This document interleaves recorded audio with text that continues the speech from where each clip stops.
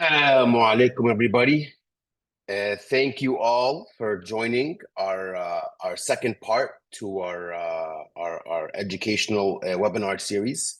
The point of this series, the idea behind it, the team we came up with the series is even if you didn't speak to any guide or any group leader or were not as involved on the individual group chats, which are coming, is that this would be a general series for everybody with recorded webinars that we could guarantee the quality of, that everyone would benefit from and be prepared for Hajj, inshallah, just from listening to this series alone.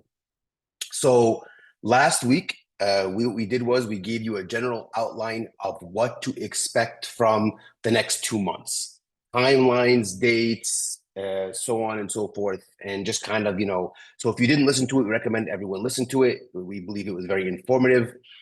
Just to give you an idea of what from after Eid until you get on the plane, what to expect. That said, a lot of you should be right now focused on getting your tickets issued, dealing with your Adam rep to make sure he has all your proper information, verifying whether you wanted business class or whether you wanted to change a gateway, or anything to do with your flight, whether it was a wheelchair request or a meal request, etc. That should all be in the hands of your Adam reps, whether it's Brother Rami, Sister Nariman, Brother Khalid, or if you were with Ra and Jamil, with Brother Amru. Because that's the focus, inshallah, for the next week. After that, you will be in touch with them in regards to rooming and special requests for your hotels in Mecca and Medina and any other special needs you have for Hajj.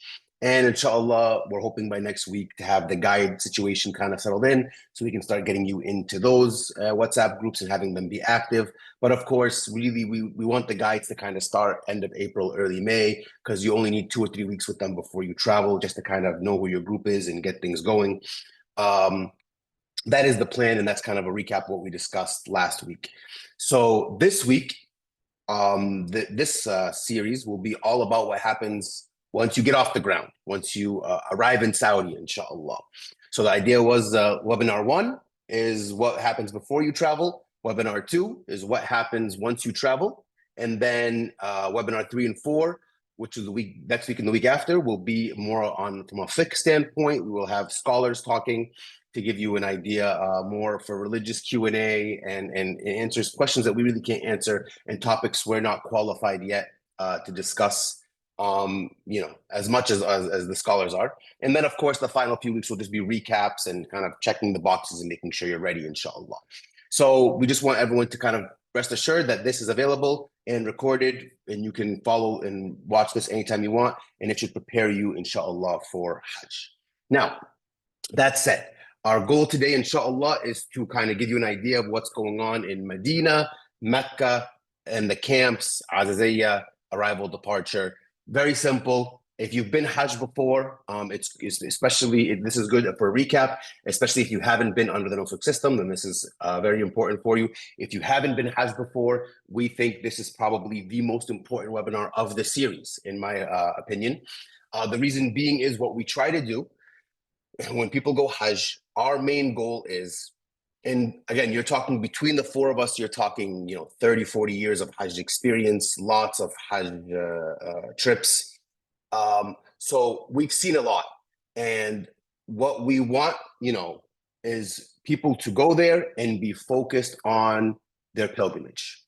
Now, of course, this is much more to do with the 8 to 12 Zulhijjah, but it starts from the beginning. And so, we do our best to make sure just on the ground aren't an issue, but really the number one thing always that makes a difference is beyond, of course, your niyyah. And there's some people who just come with that mentality. You see it, and you see them after Hajj, mashallah, they're changed because they really just embraced it. But for the rest of us included, how prepared you are before you depart.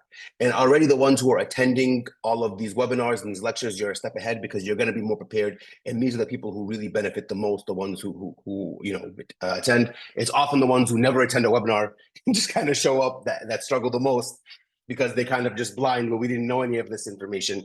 But, Hajj, no matter how much we do, I'm sure those who've been Hajj before can attest to this, There's always going to be curveballs and things that come that weren't expected.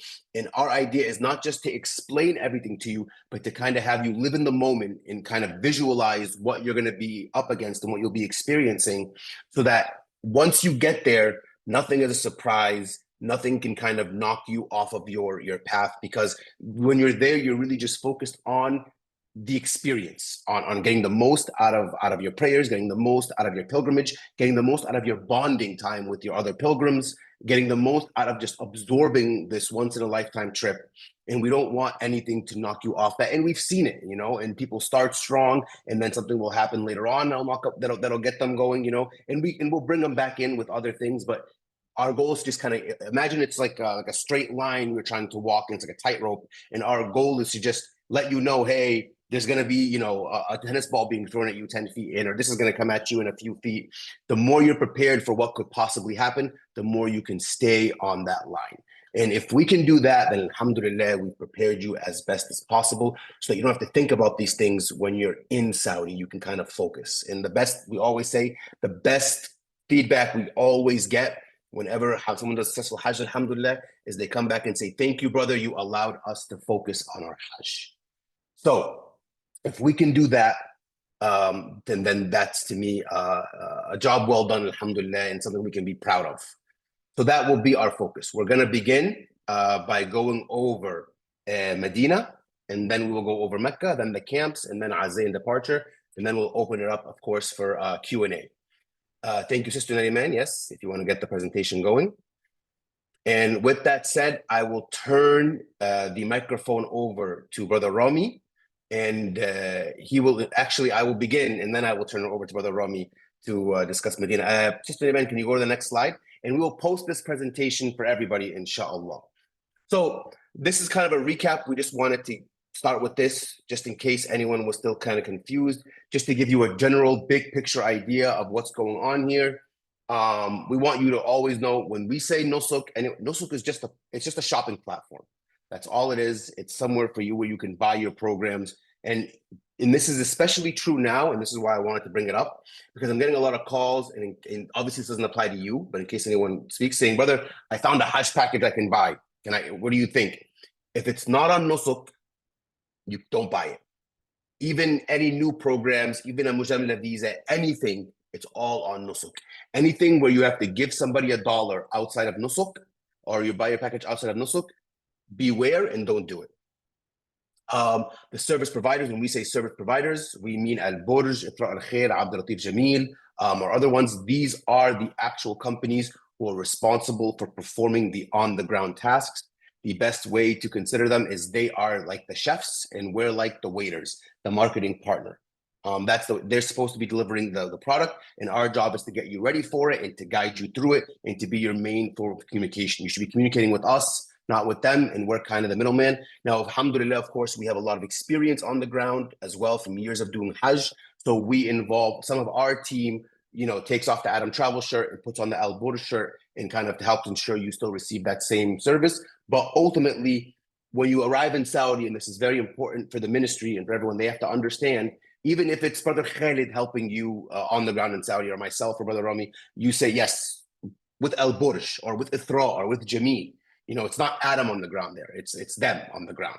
And that's an important distinction. That's kind of the reason why they did all of this, is they want you to be serviced by Saudi providers and Saudi companies. And that's what's happening, inshallah. We are just authorized to help you here and to guide you. But all the logistics should be handled by them. And of course, inshallah, we add our expertise to it. And that's kind of the division, just so everyone kind of understands when you get there. That way, if someone stops you and say, who are you with? Who's your Hajj package? If you say, I'm with Adam Travel, they're going to say, who's Adam Travel, right? The Saudis will know Al-Burj, they'll know Ithra, they'll know Jameel. It's important you recognize that, and it's very important you know your package. Next slide, Sister Naiman. Thank you. Okay, with that said, now I will turn it over to Brother Rami to begin, inshallah. We'll start with Medina. Now, again, just to give you a general idea, these are not, the way we made this is we didn't make it specific to any one package or any one service provider. Medina is generally the same for everybody. Mecca is generally the same for everybody. Azay is generally the same. So no matter what package you chose, these slides should apply to you and give you a general idea of what happens in Medina or Mecca or Aziyah, etc. So we designed it to benefit everyone, inshallah. So, Brother Rami, I turn the mic over to you, brother. Brother Rami, you there? Oh, it's my fault. And then, man, can you go one slide back so Brother Rami can start? Go ahead, Brother Rami. You can unmute yourself now. I'm Okay, sorry. perfect. But no Sorry about problem. that. Jazakallah khair, Muhammad. Thank you so much for the introduction. As you explained, inshallah, this will apply to all packages. It's not specific to any programs. Inshallah, you will have more specific details for each program when the WhatsApp group is done, when your a guide is assigned. All this will be happening. It will be similar, but more you'll have more information specifically for your own plan, for your own program, inshallah. So, inshallah, we'll go and explain the Medina, the arrival to Medina. Either you will arrive to Medina at the beginning of the journey or after Hajj. Inshallah, you will have similar plan. So, as soon as you get to Medina airport, as Brother Muhammad said, you will have a representative from the service provider. Inshallah, you will have also the team will be at the airport. We know exactly of course, your arrival time. You'll be within a group. As soon as you get to the airport, what you need to do, you need to prepare yourself, have your passport ready, have a copy of your visa ready, either electronically or hard copy. We always recommend to have hard copies. So when you get your Hajj visa, make sure you print out at least 3, 4 hard copies. Keep them with you, if in case you need them, and also the meningitis proof. So a lot of you started taking the meningitis. It's a good time. You might have, some difficulties after getting the it depends on the person, but some of us might uh, get sick after getting the shot. So make sure you take it now, inshallah. Do not wait until you get closer to Hajj. So just your body will be prepared, inshallah. So have these copies ready and proceed to the immigration, finish the immigration process, head to the luggage area. You will pick up your luggage yourself.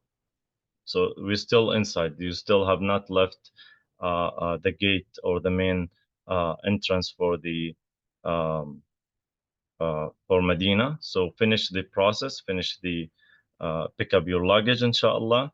In case your luggage is not there, so you'll wait until all the luggage is out. If your luggage is not there, you must make a claim. It's this in this case it will be delayed. So inshallah, make a claim, take a screenshot. Make sure you have a screenshot of the claim. Share it with us, and inshallah, as soon as it gets back, you will have. You can either go to the airport, pick it up, or if there is a way to arrange it and bring it to you, then we will do our best to help you in this process, inshallah. So now you arrived, you got your luggage, and you have the WhatsApp group. As we said, there will be a specific WhatsApp group with people from your group, with your guide. Your guide might be traveling with you on the same flight, or he could be on a different flight. In all cases, make sure you have internet. Make sure you connect to the free Wi-Fi if you don't have internet. Definitely, we recommend everyone to be prepared with international plan from now, and inshallah, so when you get to the airport, you have the internet and you can communicate and you can get the needed help through WhatsApp. Inshallah, you will have phone numbers for the arrivals from either from the providers or from our staff. And if any help needed, you make sure you contact us, and inshallah, you will find us there. We will assist you.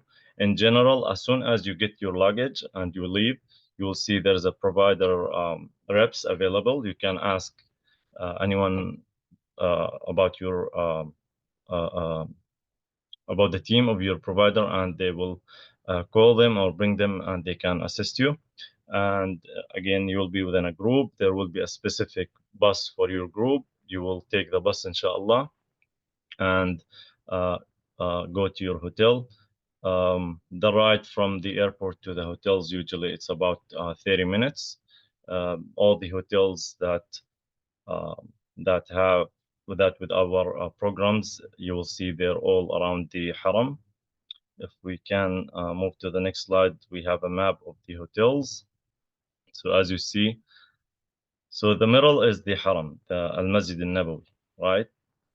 These are the shades that opens during the day and they close it during the night. These are the umbrellas around the haram. It's a beautiful scene. If you haven't seen it before, inshallah, you will have the opportunity to see it.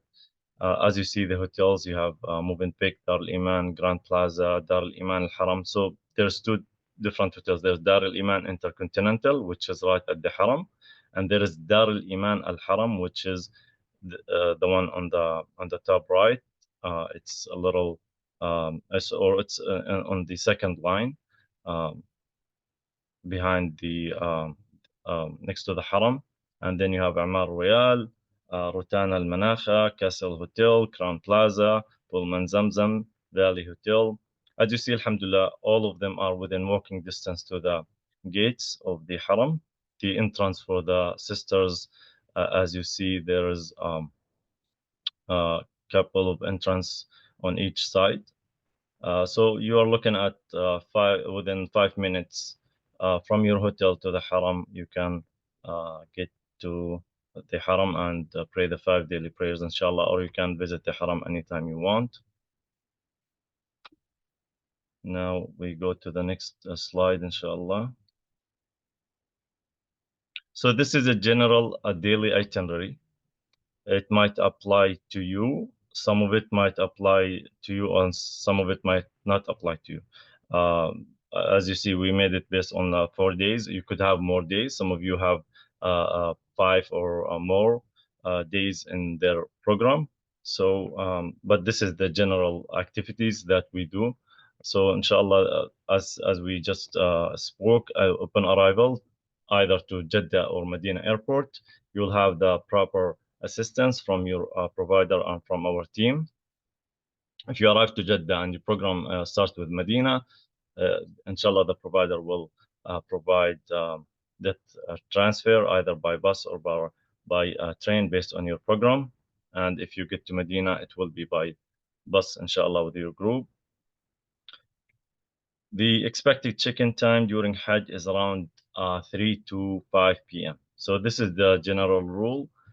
You might arrive early, a little earlier, and your rooms might be ready, inshallah.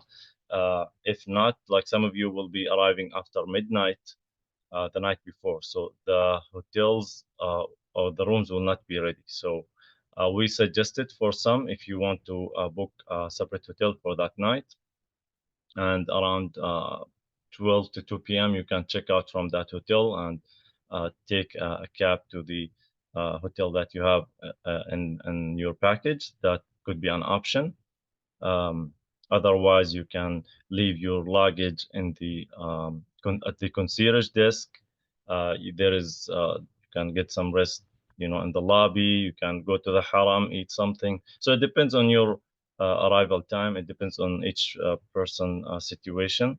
But inshallah, expect the rooms to be ready around this time. In the programs, there is open buffet breakfast and dinner at the hotel in Medina. So get some rest, enjoy the 5 daily prayers, inshallah. Walk around, get know the surrounding of your hotel. Inshallah, the guides will provide a lot of assistance on this part. The next day, usually there will be the sightseeing tour or the ziyarat. The main sites that you'll be visiting: Jabal Uhud, Masjid al-Qiblatain, Masjid Quba. So these are the main sites in Medina. There might be more additional sites that you will be passing by or visiting. Inshallah, the guys will provide more information about that. The next day would be the Umrah or the Hajj workshop before the travel to Mecca. That's if you are starting with Medina. In case the you have Medina after Hajj, this will be transferred to like a farewell meeting with your group, with your Imam, inshallah, before you leave from Medina airport, or before you leave Medina. So this is a very important meeting. Usually we explain, or the Imam, the scholar, will walk you through the process, explain it to you. This will be additional to the webinars that we're making right now, and as I explained in the beginning, additional to the specific webinars that you will have with your own scholar and guide. So this is just to refresh your memory, inshallah, and make sure you attend these meetings. Pack your luggage for the departure. If you're traveling by train, so the process by train is different than by bus. Your luggage will be transferred from Medina to Mecca hotel separately on a separated truck. There will be usually they leave early. So if your train, let's say your train is at 11 a.m., expect the luggage to be transferred after Fajr. It will be going to your Mecca hotel. The team will be waiting at the hotel, inshallah. They will receive the luggage and put them at the leave them with the concierge in a very safe area. It's a very safe process. We do it during Umrah. We do it during Hajj. It's been, alhamdulillah, we do it for years now, and there is no issues with that. Just our recommendation always, if you have any valuables, your passport, money, this stuff, you keep it with you when you take the train. Otherwise, everything else go to the luggage and ship it separately. So inshallah, you'll be wearing your ihram. You'll be under the state of ihram. You don't need to worry about luggage. Specific, especially for the train, they have a specific limit on the luggage, so you don't have to worry about this. Inshallah, you will travel on the train luggage free, worry free. If you are taking the bus, some programs have the bus. In this case, you will have the luggage traveling with you on the same bus, inshallah. The last day, usually, you meet in the lobby as a group, and you go to the train station, and that will be, inshallah, to the train station. Or if you are taking the bus, this means you will stop at the miqat point, pray 2 rak'ahs, and make the intention and proceed to Mecca. If it's by the train, usually based on the scholar, they will explain to you when to start the intention. You can start it at the hotel, or you can start at the train station. On the train itself, they announce that the miqat point, you will reach the miqat point. So I think about 15 minutes before you reach the miqat point, they announce it. They will let you know, so you start your intention, inshallah. The Rawda visit as well is part of the visiting Medina. So for Rawda, as we explained before, usually we have it as a group booking. So the providers will come to your guide. They will provide a specific time, a specific date for your visit, a specific time for women, and a specific time for the men, right? So you meet in the lobby, you walk as a group. As you see, it's within 5 to 10 minutes walk from your hotel. You get with the permits, and you enter together as a group, inshallah. This is the usual case for Hajj.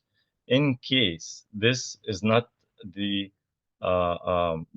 available this year, so there is another option, is to download an app called Nusuk. We'll walk you through the process with this as well, and you can book a permit for visiting Rawda on the app. So inshallah, that's after everyone received their visas. We will share the app information. Some of you already have the app done.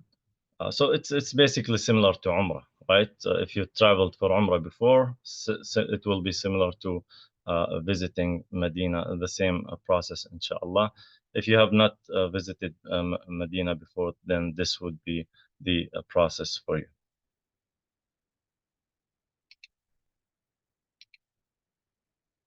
Now, in regards to just sharing some important notes with you. So as soon as you get to the hotel, try to get familiar with the entrance to the haram. Usually these hotels have different entrance, so make sure you understand the area, how to get to the haram, the gates, the women gates, the men gates, how to get during the 5 daily prayers. Look at have the timing for the prayers, inshallah. A lot of this will be shared by your guide, but inshallah, if you get early, make sure you take a tour yourself around the haram. Regarding timing, so as you saw, there will be some visiting, some meetings, some workshops, so make sure you are always on time. Avoid any delays. These are very important meetings, inshallah, especially if you're going to the sightseeing, for example. You need to be on time. You have a group waiting for you or with you on the bus. If there is any delays, any changes on your part, make sure you communicate with your guide. Follow your guide instructions. This is Hajj, La Jidala fil Hajj. Make sure a lot of you have read and prepared themselves on specific things to do during Hajj, but things might not go uh, as we wish to go. So make sure you be patient and inshallah follow the instructions of your guides. These guides have done Hajj many times and they understand the process very well, and inshallah following them will provide you with the best experience for your Hajj. Stay together during the ziyarat and sightseeing, also the Rawda visit, as we explained. If you get lost during your ziyarat, you might get separated from your group. Make sure you communicate with your guide and stay in contact with your group mates as well, inshallah.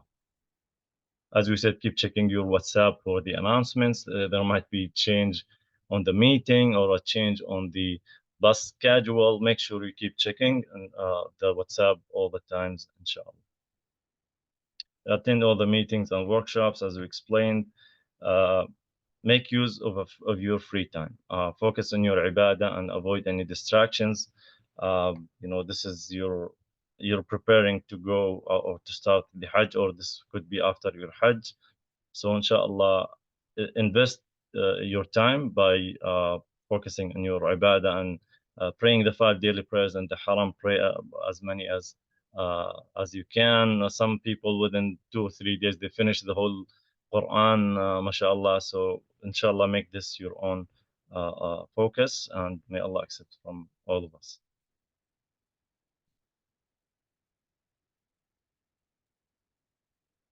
Now to the next slide. And inshallah, brother Khalid Ilbego will take us on these notes with the Jeddah arrival. Thank you, brother Khalid. Jazakallah khair, Brother Rami. Assalamu alaikum, everyone. So, inshallah, when you arrive at the Jeddah airport in Saudi, make sure to have your passport handy, your meningitis proof, and your Hajj visa copy. And make sure also to wear the neck wallet and ID, and remember to make them visible so our team can recognize you, inshallah. If you are traveling with the imam or a group leader, so just follow their instructions when you arrive at the Jeddah airport, and inshallah they will take you to the bus and transfer area. We will meet with the Saudi company representative, and you will take the bus to the Mecca hotel. If you are traveling in a small group without imam and group leader, inshallah, after the immigration, pick up your luggage and heading to the exit door. They will ask you outside which Saudi company you're traveling with. So you just give them the Saudi company name. Let's say you're traveling with the Burj, so the Burj representative will take you, inshallah, to the bus, and the bus, inshallah, will transfer you to the Mecca hotel. The daily tentative daily itinerary for Mecca, inshallah. When you arrive at the Mecca hotel, you receive your luggage and the room keys, and inshallah, breakfast and dinner included at the Mecca hotel. And just follow the guide instructions and meet with the group, like set up a time to meet with the group at the hotel lobby to go and perform your Umrah, and that all depends on your arrival time in Mecca, inshallah. Make sure to get familiarized like with the hotel and the Haram and gate and surrounding area. And inshallah, on the 7th of the Hajj, depends on your type of the package. Let's say if your package is shifting, so that means 7th of the Hajj, you need to check out completely from Mecca hotel, and you will be transferred, inshallah, by a bus to Azaziyah hotel style building. And if your package is non-shifting, so that means, inshallah, on the 8th of the Hajj, you will be transferred by bus, inshallah, to the Mina camp. And you can leave your belonging and the extra bag at the hotel room in Mecca, inshallah. And also, if you are traveling the 8th of Hajj, you put the Ihram at the Mecca hotel before departure from Mecca. If you are in Azaziyah, you put the Ihram, inshallah, in Azaziyah before you go to the Mina camp, inshallah. If you have any questions, just keep them at the end. And after the presentation is done, we'll be more than happy to answer your questions. Jazakumullah khair. Assalamu alaikum. Thank you, Brother Khalid. Okay. Brother Khalid, you also, can you do a little bit about Mecca as well, inshallah? Go to Yes, the next slide, Sister Nadiman. Yeah, go ahead. I cannot see the slide. You can, that could be an issue with your screen. You probably have the video maximized.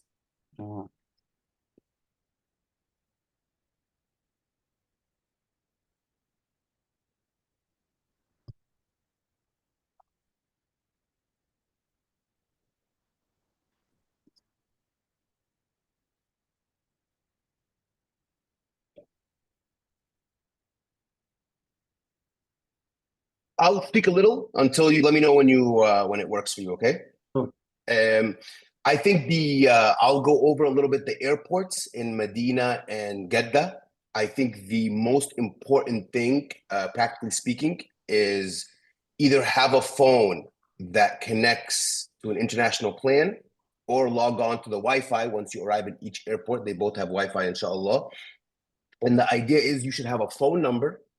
We'll provide it for you, inshallah, of a contact there, because the Al Burj team will be there and the Adam team will also be there. And to reach out to them, to make sure you have a contact you can reach out to if you're not traveling with a group leader or a guide.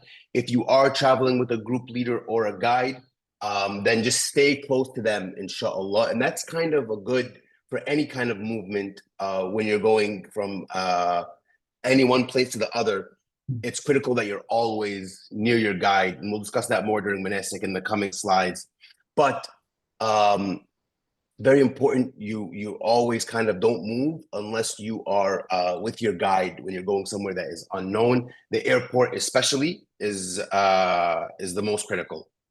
So that's it really, because a big thing to know for those who've never been to Umrah before, for those who've never been to Saudi before, it's not like when you go, on a different vacation where you have your tour guide holding your name or holding the company's name right at the gate. So a lot of people expect as soon as I come out from the airport with my luggage, I'm going to see a big Al Burj sign. They don't allow that. They allow them. They have to roam outside the airport. So that's usually the biggest first culture shock for everybody. And that's the number one issue people have when they go to either arrive in Medina or Mecca, especially for Hajj. Where is everybody? And they kind of panic and they roam around and they look, and then they end up kind of getting lost, especially if they're not in communication with either their group leader or anyone from the company. So you should always have a number to reach out to just in case. And two, make sure you are identifiable, wearing a neck wallet, ID, you know which package you have, you know which hotel you're supposed to be with. So that way, when you do meet someone, because this person's probably going to have 30 groups that they're transporting, they know exactly where you're supposed to be and exactly where you're supposed to go. A good thing about Hajj in this new era versus pre-Nusuk, you couldn't leave the airport without a tafweeg. Now, because you have your passport with you and you don't have to hand it over when you do Hajj, that's a huge difference, especially if you're in Medina, because Medina airport is very close to the hotels. you can literally take a cab and go wherever you want. So always rest assured that option is available for you. That wasn't available in the past. People who, if it wasn't organized, they would spend hours at the airport. I'm sure you heard horror stories waiting for somebody, because it does take a while for tafweeg and they have to process everything. But there's always that option for anyone, as long as you know which hotel you're supposed to be at and you're in contact with either your group leader, your guide, someone from Adam, someone from Al Burg. So make sure you always have a contact you can reach out to when you arrive. Make sure you know which hotel you're going to go to. Make sure you're identifiable which company you're with, whether it's Jameel, Ithra, or Al Burj.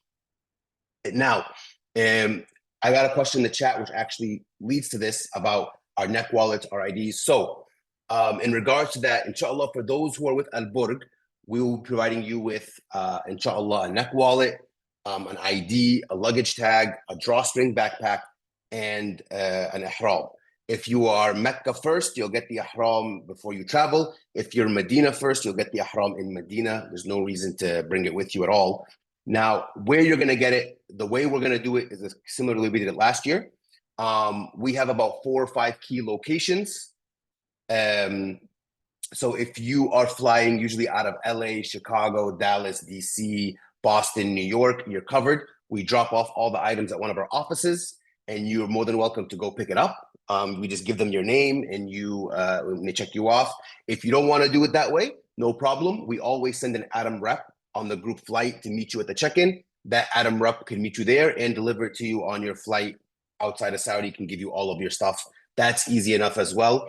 If you're flying, for example, domestic, but you're going on a JFK flight, so you can't go to New York, that's fine. They'll meet you at the airport, inshallah, not a problem. And we'll provide their number so you can coordinate with them.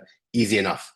If you've done a gateway change and you're not flying out of one of those 5 major cities, which is very few of you, because most of you are doing one of those big 5 cities. But for example, Miami, if we don't have a rep or an office there for you, because our office is in Fort Lauderdale, we may just mail it to you directly, inshallah. We don't do that for everyone, but for those who just can't meet one of those 2 things, and we'll outline that later on, that's how the delivery of those items. If you are Jamila or Ithra, we have a meeting in the next couple of days to see what Jamil and Ithra will be providing, and we will make up the difference, inshallah, to try and make sure you have. We didn't negotiate this with them yet, as we did with Al Burj. We'll see what they're doing, and we'll make up the rest, inshallah, in the coming week, and we'll update you for the neck wallets and the pre-Hajj marketing materials, the promotional materials, the things you need, inshallah. That's it, Brother Khed. I assume that your screen hasn't fixed yet. I'll continue. This is a map of Mecca. For those who haven't been, you can see the Kaaba and you can see the big hotels. So as you can see, the Fairmont, the Swiss, very easy walking right there. You actually, if you can look at the map, it's all internal. There's an outside exit. You can see the 2 outside doors. But there's also internally, you can go right from that front exit. Nadiman, can you scroll your arrow so it sees the front door right there of the building? If you can see it. If you can see right where it says King Abdulaziz Gate, to the back and to the right in the middle, there's a right, like parallel to the Kaaba. That is the front door of the Al Burj complex, essentially. And that's pretty much the in and out. And that gets you right into the Haram. And if you're at Fairmont or any of the Swiss hotels, you can easily go there. And of course, yes. Now go to the right a little bit. Yep, a little more. Now go up a little bit. And a little more to the right. Yep, right there, up a little more. Yes, that's the door right there. That's the main door, and that's a door to a big mall that has all kinds of shopping and food court, and even has a museum about the Prophet's history. And so when you're in Mecca, you have easy access to that mall and easy access to the Haram from that mall. So it's very convenient. And the majority of you who are Burj will be staying there.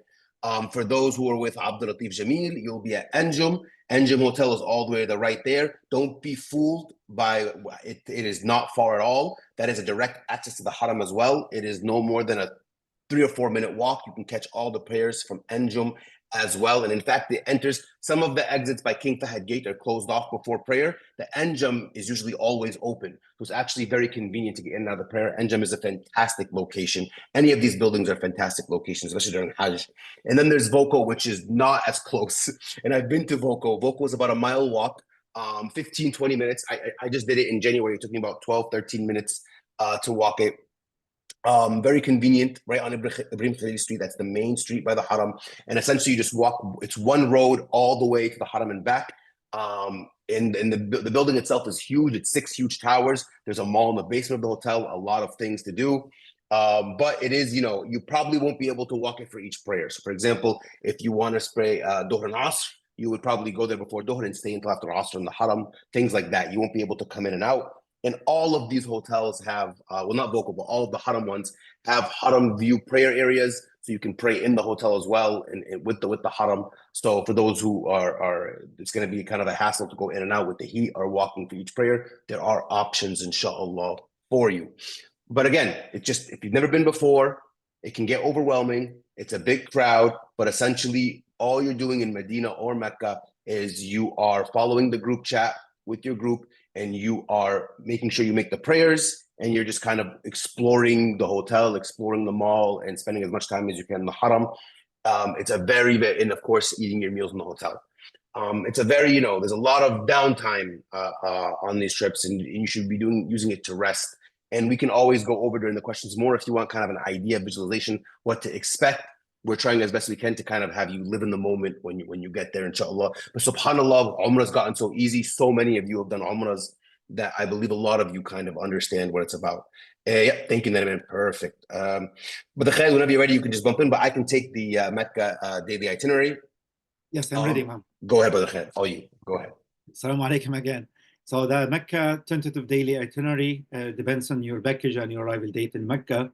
So inshallah, once you arrive in Mecca hotel, you'll receive inshallah your luggage and your room keys, and just follow the instructions by your guide or imam, and about the time to meet at the hotel lobby and go to do your Umrah, inshallah. And after Umrah, you get some rest and eat, inshallah, and relax at the hotel. Breakfast and dinner are included, alhamdulillah. On the 7th of the Hajj, if your package is shifting, so that's mean you need to check out completely from Mecca hotel, pick up all your luggage and belonging, and you will be transferred by bus to the Aziziyah hotel style building. And inshallah, if you are non-shifting package, so that's mean you will have access to your room in Mecca hotel during the Hajj days. And inshallah, on the 8th of the Hajj, you will be transferred by bus to Mina camp, and you can leave the rest of your luggage and belonging at the hotel room. And inshallah, you will be transferred to the Mina camp. And before you leave the hotel, you need to put the ihram and get ready, inshallah.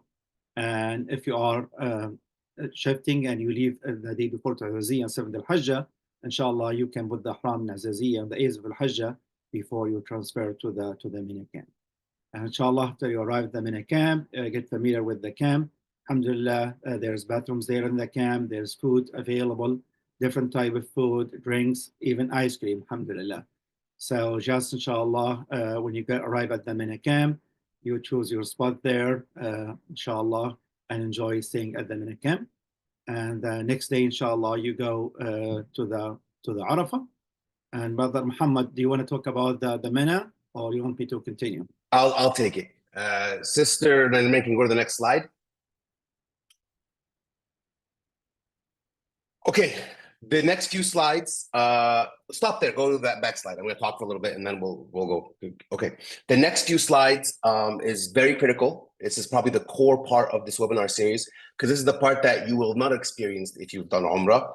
And as I was discussing earlier, this is the part where it's the easiest to get off, even though it's the most important part. This is the actual Hajj. It's also the easiest part to kind of fall off that proverbial tightrope we were discussing. And this is what we call manasik. Manasik really refers to Mina, Arafah, Muzdalifah, the Hajj. And I really want you guys to get a full picture of what to expect. Now, because there was no phase 2 and phase 3, the majority of you are Majar Kepsh, but we are going to do both Majar and Mina and Mu'aysam. Because if you're Jamir and Ithra in program 11 and 12, you are in or 17 as well, you are in Mu'aysam. If you are program 7 through 10 Al Burj, you are in Majar Kepsh. And they're two very different experiences. And I want you to fully understand both and fully understand what you were expecting. But I'm going to lean more towards Mu'aysam because that is the one that is the bigger culture shock for most people. Majar tends to go a little bit smoother, which is why everybody kind of wants it. But inshallah, this group here will be prepared for both and will not have a problem, okay? So as you can see, all this tents, this is Mina. It is chaos, utter chaos, and it's really, really, really hard if you're walking around to spot which camp is yours. They all look identical. So the first thing you want to know is when you get dropped off, don't be nervous, okay? Because alhamdulillah, we're there to prepare you.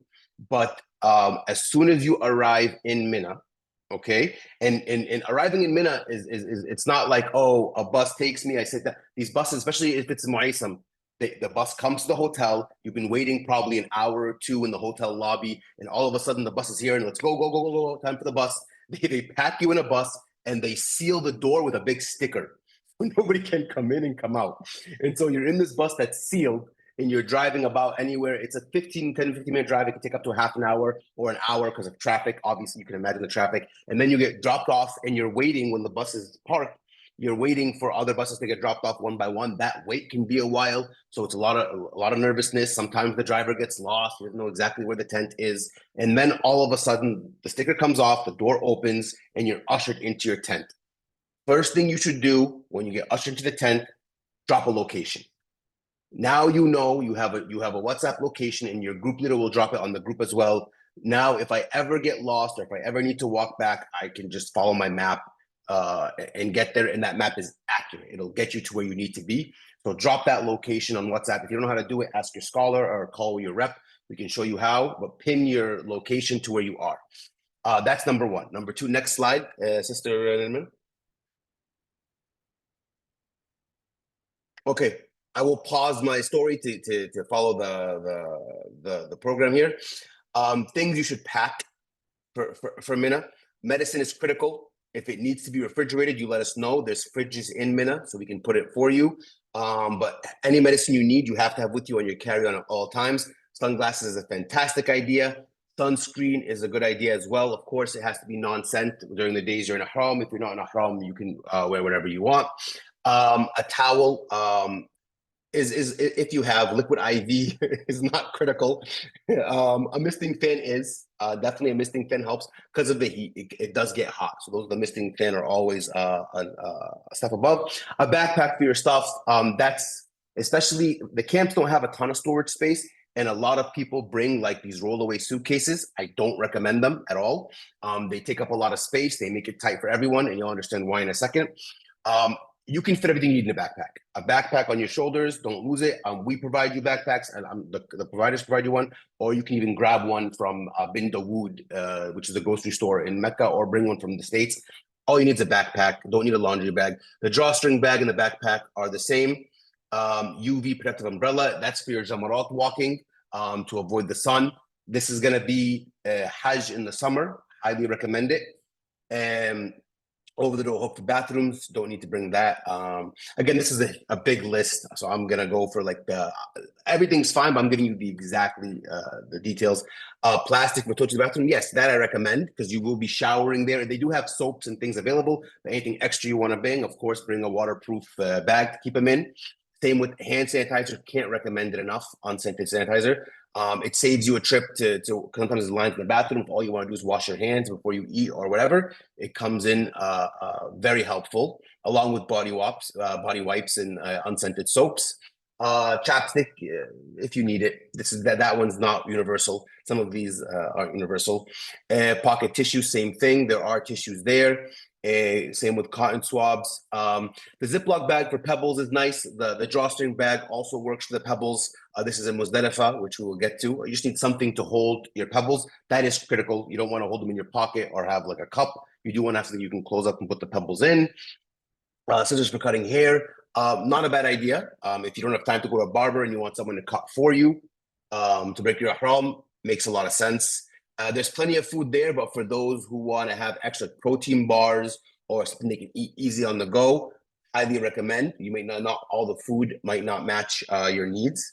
The travel adapter, phone charger, wheelchair lock, essential, especially the travel adapter and the phone charger. In fact, I even will go one step further and pack a spare battery case so that you can get a full day of charge. One of the biggest problems you have is your phone dies, and that's when you need the phone the most. So it's whatever you need to make sure your phone is charged for 3 or 4 days. There are wall outlets there, but you got to take turns. It's not enough for everybody. So you can charge there, but if you can also just charge your battery pack and connect it to your phone, that's a huge leg up. I would highly, highly, highly recommend that. Next slide, Spencerman.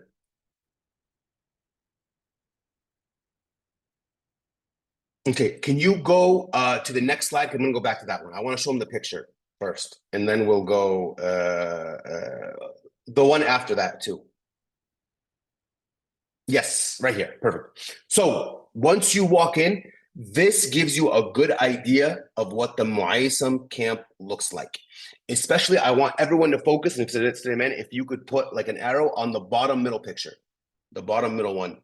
Yes, that is essentially what the camp will look like. The only difference is it might be wide open all of this together, or it could be closed off and you just have like each tent is like a little part of that essentially. But that is the amount of space you have. And so when you come in, one of the biggest things you deal with is, as you can imagine, once people kind of unpack and put their backpacks up there, and up top is where the hooks are for the backpack, and the space can get crowded really, really, really easily. And so, and especially each bed, they don't have extra beds. So each bed belongs to one pilgrim. So if somebody takes an extra bed or leans on because they don't all come at the same time, these buses come in waves. So if you can imagine the buses that arrive later, the buses that come in the beginning come to this picture. So they all spread out. The buses that come later, what happens? They have to like poke and find a bed in between each person, and it can become very stressful for everybody involved. Especially the last bus always is a hard time in Muaysam of finding their bed. It's always a problem. So what we always recommend is if you come in, go all the way to the end and don't leave a single space. Everyone take one bed next to the other, squish in because the next group's coming and they're going to want, and we want to kind of all stick together with our own groups. So we highly recommend that. And just to give you an idea of what kind of space you'll have for the few days in Mina, that is what the space you'll have. So of course, people kind of hang out in the hallways, people walk around, people go for walks to kind of get some room. But that is what to expect for your Mina accommodations. So pack and plan accordingly. That is what you'll be sleeping on if you sleep in Mina. That is what you'll be staying on if you sleep in Mina. So it's a tight squeeze, right? This is what the bathrooms look like in the upper right corner. This is a very good example of a typical Muaysam bathroom. They are not that bad. They're not amazing, but this is kind of what to expect. These toilets, these bathrooms, the only issue would be when there's a crowd. But otherwise, we've used the bathrooms plenty. I highly recommend, and I'll get to that in a second, using these bathrooms and embracing them. And that is the buffet. What you'll get is a breakfast, lunch, and dinner at the buffet. And of course, there's a whole hallway with coffee, with ramen, with ice cream, with snacks that you have access to all the time. And it's pretty good food. They have croissants there as well. If you want something a little more nutritious, you can pack it as a snack, like an energy bar or something. But the main point for this, and probably the biggest area where the Hajj can fall apart for people, is they see the long lines in the bathroom, they see the accommodations, especially if you just came from a 5-star hotel, or if you're used to traveling in nicer accommodations. And what they always tell me is, I'm not eating, I'm gonna avoid these bathrooms. That's my plan for Mina. That is a very, very, very misguided plan, because you're about to embark on 2 or 3 days of very little sleep, uncomfortable sleep, and stressful situations and long walks in the heat. If I were to tell you in a vacuum that you're going to go for 3 days with little sleep, a lot of walking, a lot of heat, your first thing would be, well, I need to be hydrated and I need to have all the nutrients I need for something of this magnitude. And what a lot of people do is they want to avoid the bathrooms. They don't eat so much. They avoid food. They avoid too much water intake, and they get exhausted and they fall apart.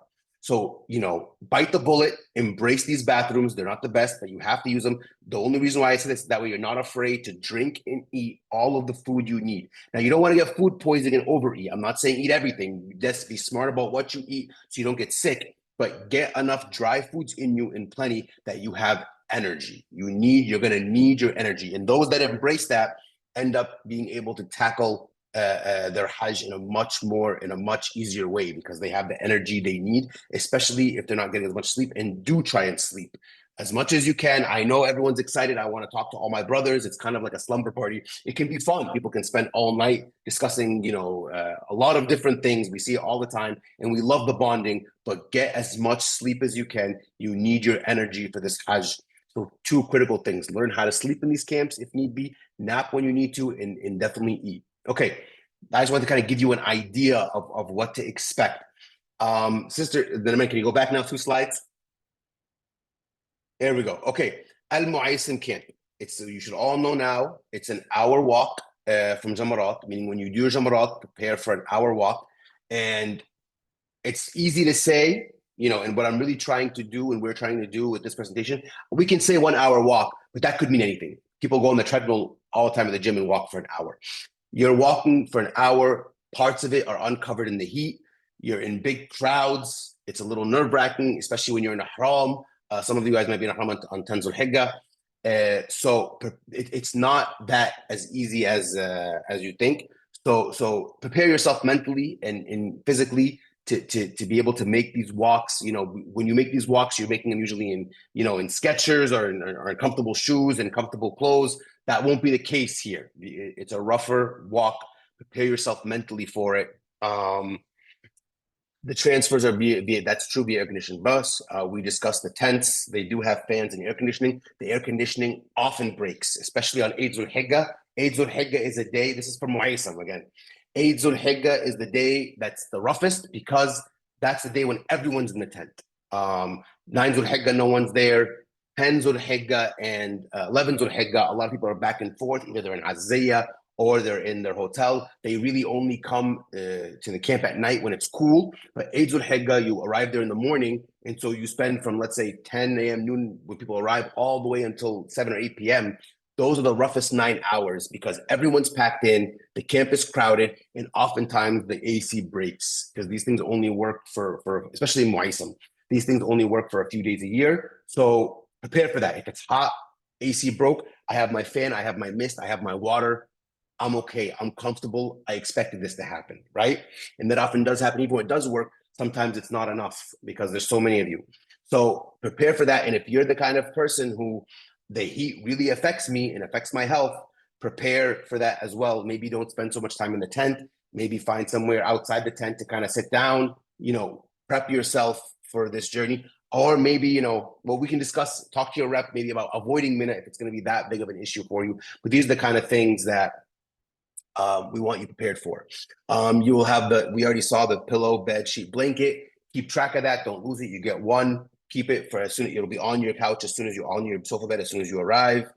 We discussed the bathrooms. We discussed all of the food, and the tents will be men and women, but they're very close by. So if you're with your wife, you're easily within a 10-foot walk to get to her tent. So if you can WhatsApp her, meet me outside the tent door, it's easy to meet up. That's never an issue to find your spouse, inshallah. And there's female staff in the tent. Inshallah, we'll be bringing female staff to coordinate as well between you and your wife if you need to send a message or something. Next slide, sister. This gives you an idea of the walk that we were discussing. So it's quite a journey, right? A lot of it's tunneled, but still, some of it isn't, especially. And then once you get to Jamarat, you want to then either go to Azziya or Mecca. So you're really only halfway through this adventure. So please make sure you're ready. It's not an easy task, Mu'aysam Hajj, this part, which essentially we're talking about. Really, the hardest part is from 10 to 12 Zul-Hijjah, and really 10 and 11 Zul-Hijjah is where people struggle during Hajj. 8 Zul-Hijjah, I discussed the issue with the AC, but that's really going to be your biggest issue. Beyond that, you're just going to stay in the tent, and then the bus will take you. Again, we're only talking about Mu'aysam. We'll get to Majar next. A bus will take you to Arafah, where you'll stay in your tent the whole day. Next slide. Next slide after that. Stop here before we get to Majar. A bus will take you to Arafah, and then a bus will take you to Muzdalifah, and then a bus will take you from Muzdalifah if you want to wait, or you can walk it. It's about a half an hour walk to your Mina camp. Not a ton of walking. We'll get into it more in later slides. Next slide, please. Oh, you can, yeah, right there. Leave it right there. But after that, from 10 to 12 Dhul Hijjah is when that's when you go to Jamarat, that's when you have to do your tawaf, that's when you go to Azay. There's a lot of transportation, a lot of traveling, and that's really where you can make or break your Hajj. And those are the 2 days I want everyone focused on the most, because those are the 2 days that are going to be the hardest on your body, and inshallah we'll all be prepared for it. Okay, so we discussed Mina. We'll do Arafah Muzdalifah in more detail later slides for Ma'isam. Let's do it for Majar al-Kabsh. It's an easier experience in terms of camp location and in terms of 11 and 12 Dhul Hijjah, because it's at a much more strategic location. It's much closer to Jamarat. It's about a 10-minute walk to Jamarat, so it's fairly easy, but it is not without its challenges. And the Majar al-Kabsh challenges are actually more focused on 8 to 10 Dhul Hijjah, because that is the train. Now, the train is probably the one thing we want you to warn you about the most, because I want you to imagine you are leaving the camp and all of a sudden you're around 1 million people and it's nighttime or it's early morning and it's crowded and everyone's wearing a ihram, right? And everyone's got signs up and you got to walk from that camp to the train station. Even for me, it's nerve-wracking. And then you got to wait in that train, wait outside on the platform, possibly for an hour or 2 hours or sometimes 3 hours until your turn comes to the train, because everyone's riding this train. And then you're squished into a train. You're not sitting down. Everyone loads in the train. The train arrives at Arafah. And then the same thing, you're getting off and now you're in huge crowds and you got to walk to your Arafah tent, right? That trip is scary and it's crowded. So what's important, we're going to have signs that say Al Burj and we'll have your package. So you look for that and stay close to your guides. It's this exact time. You stay close to your guides, have your IDs, know which camp you're supposed to be at just in case. This is the most important. So don't just roam out. Be very close to your group. Follow your guide's instructions. When he says, let's line up to go to Arafah, make sure you're near him. If you're very uncomfortable, stay near the front so you can make sure you're near your group. Have a travel buddy so you can all kind of pair up so you can walk together. And always this walk, always be alert. Don't just kind of get lost in all of the sights of all of the chaos you'll see. No, be focused on your guide, the sign, your group. Make sure you're traveling with them. If you do that, you won't have a problem. Inshallah, it'll be smooth. But just don't zone off. Don't lose sight of where you are. Stay focused, inshallah, especially for this part of it. Then the tents for Majar, generally speaking, are less crowded, a little more square footage per person. And the AC tends to work a little better because they cover a smaller square footage. But beyond that, there's not that much of a difference beyond the location and those items between Majar and Mu'aysam in terms of tent accommodations. Bathrooms are very similar. The food is very similar. You get the same buffet, breakfast, dinner, breakfast, lunch, dinner. The camp is, again, split men and women, very close by. And in both tents, there's female staff, and there's also, they have a little makeshift clinical hospital for you in case anything happens. And we'll get into, I will get into the medical part later on down. Next slide, Sister Iman. And that's a map of Majar al-Kabsh, just to give you an idea of how close the camp is to Jamarat. It's much, much closer, which also means it's much closer to Mecca. It's closer to Azaziyah. It's just easier to access everything you need from there. The location is preferred over Mu'aysam, of course, and that's why everybody wanted Majar al-Kabsh in the beginning. Next slide. Okay, this gives you an idea imaging-wise of the camp. As you can see, the buffet looks similar. They didn't have the picture of the bathrooms, but it's similar.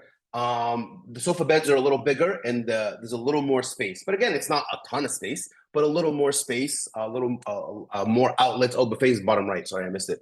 If you get an idea, we'll post this. The Majar pictures and the Mu'aysam pictures are not that different in terms of camp. But this gives you a general idea of what to expect as well if you are in Majar, how much space you'll have. Again, the big thing, it's easier kind of to spot empty beds because they have that edge, whereas the ones in Mu'aysam kind of blend in a little bit more. But again, scooch down, leave space, make it obvious which bed is open for who. That's very important. And the same rules with food and drink apply to Majar the same way it applies to Mu'aysam. Don't be afraid of the bathrooms. Make sure you're hydrated. Make sure you ate. Make sure you have your snacks. Make sure you have your nutrients, because even though the walk is less, you will still need it. You're in the heat. You're not sleeping that well, and there's still quite a bit of traveling as well, even in a Majar Hajj. But yes, in terms of like shock to the body and in terms of how hard it is on the body, stress on the body, Majar is significantly easier than Muaysam. That is for sure. Next slide. Okay, so this slide will kind of do an overview. Are there any pictures of Arafah, Muzdalifah in the coming? We'll stick here. We'll do a general overview of Hajj, whether you are in Majar or Muaysam. Essentially, we discussed Muaysam and Majar, what will happen, whether it's by bus or by train. Things to note. I'll start with Muaysam, and then I'll just do Majar. We'll go back and forth day by day. Eid Zulhijjah, it's both the same. Bus comes, take you to your camp, you unpack, you find your tent and you wait, absorb the heat a little bit, but you just stay calm. Very similar situation. Now, the next morning, we are in, you arrive, you go for Arafah, inshallah. So in Arafah, Muaysam, a bus will come in the morning and they will basically line you up. They'll call you a group. The way it works is they just have the buses just kind of come on rotation and they say, Al Burj 11, go. And then you line up, bus comes, you hop in and you all get dropped off. You wait in Arafah. Then they unload and they drop you off and they walk you to this big room with a lot of sofa beds. Last year it was very crowded, but it has food and you just kind of find a bed. And of course, again, we have to squish in Arafah as well. Majar was a little more spacious, but again, you squish in the camp. That's Arafah. If you are doing it from Majar al-Kabsh, you are taking the train as we discussed.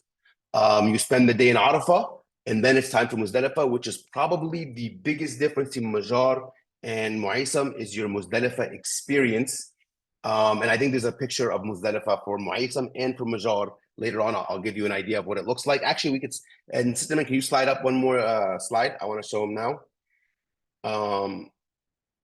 This is, actually stop here, go back. But I tend to jump around. This is Arafah that we discussed. So to give you an idea, on the right is a little more Majar, on the left is a little more Muaysam. On the left, this is almost exactly what we had last year. The one with the blue, this is what Muaysam Arafah looked like, and that is what you should expect. And I believe on the right, Rami, was this what Majar was for Arafah, Brother Amru?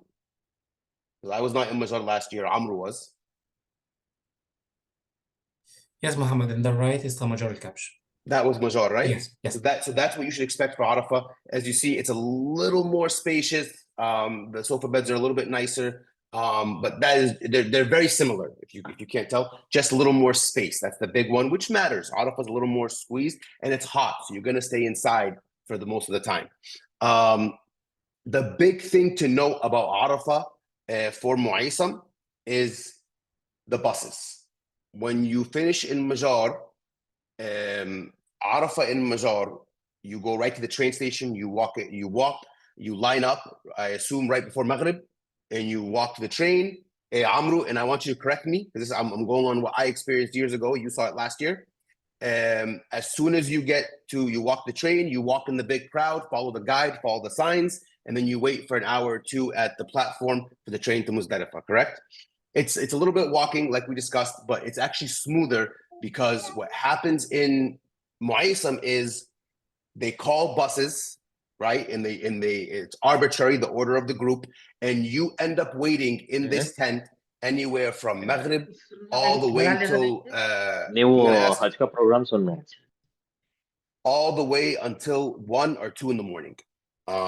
So and people, the later you wait, the more panicky you get because you're in this tent and you say, oh no, am I gonna miss Muzdalifah, so on and so forth. Alhamdulillah, nobody misses Muzdalifah, but the buses do, because they have to drop off and go and make a loop and come back. So they do tend to run very late for the Muaysam crowd. The best advice, and we'll be there with you to guide you, is when you're there, stay calm, stay in the tent, don't wait outside in the chaos. Stay in your tent until your name is called and go. And inshallah, just have faith, you will get there. When you get there, inshallah. That's the big one, inshallah. Okay, do not go to the Jabal, Arafah, or to the masjid unless you are fully willing and ready, and this happens every year, to do the rest of the Hajj on your own. Because if you get lost, and we're not going to we'll be as kind as we can. but we're not as sympathetic. There's always someone who says, I'm going to do it. And we say, don't, you might get lost, or you're on your own. It's your responsibility. And then they end up getting lost. And then they find their group the next day or 20 hours after, and they are, distraught and they're upset. And we tell them, we warned you, do not leave, stay with your group. If you really want to do it, it is doable. Some do it, but you're kind of taking the risk on your own. You go early and come back. There is a risk to it. Next slide.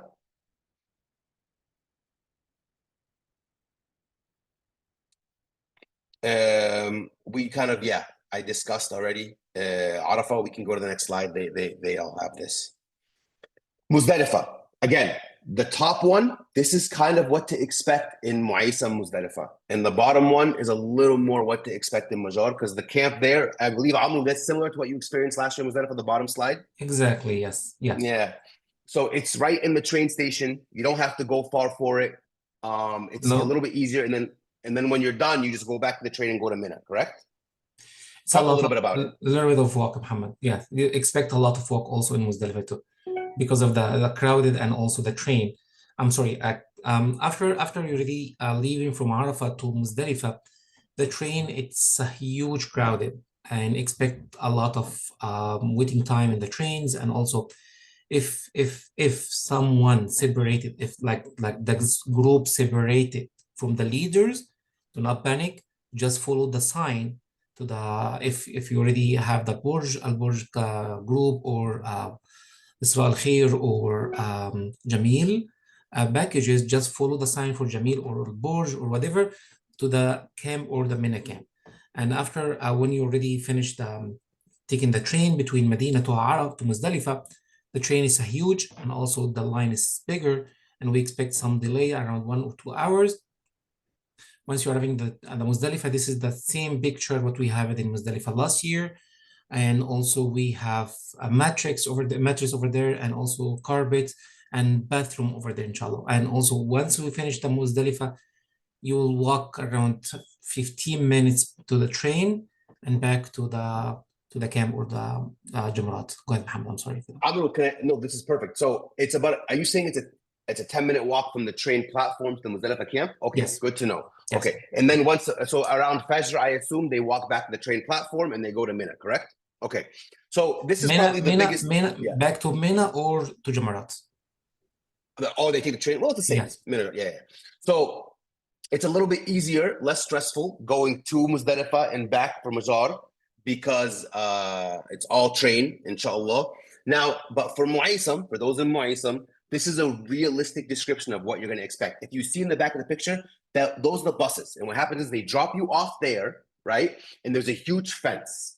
And so if you come in early, this is a little less crowded. If you get there around Maghrib, if you're on one of the first buses, so you're able to come in and kind of find a spot to lay down and rest, and as a group and pray Maghrib and Isha, and it's a little more relaxed. But if you come in late, oftentimes you come in and you can't even get into this fenced area. It's so crowded. It's a long line. And what they'll do is they just wait outside the fence. They pray Maghrib and Isha there, and then they pick up their stones and they head right to Mina. So your Muzdalifah experience, depending on how early you get, and you can't change this, can either be a little bit more calm because you got there early and the crowd comes to you, or it's a little bit hectic where you kind of arrive at 1 or 2 in the morning, you find an area to sit down, you pray Maghrib and Isha, you can make dua, how your guide, and a lot of guides who are very experienced will say, hey, we're not going to wait very long here. We're just going to pray Maghrib and Isha. We'll hang out here pick up our stones, and we're gonna go. You're not required to spend a ton of time with Muzdalifah, especially if you arrive late. So the Muzdalifah experience will vary, but that gives you an idea of, don't be shocked when you see this. A lot of people walk it. Some people wait for the buses. The buses will come after Fajr. Usually by the time they come, it's 6 or 7 in the morning. And of course, they prioritize women and children and the elderly. So oftentimes, even though the men are with their families, they'll say, let your sister, the wife, go, and you get on the next bus that's available, or walk it to Mina. So note that as well for those who are in Mu'aysam. Major is, yes, a smoother experience in Muzdalifah. And next slide, Sister Naiman.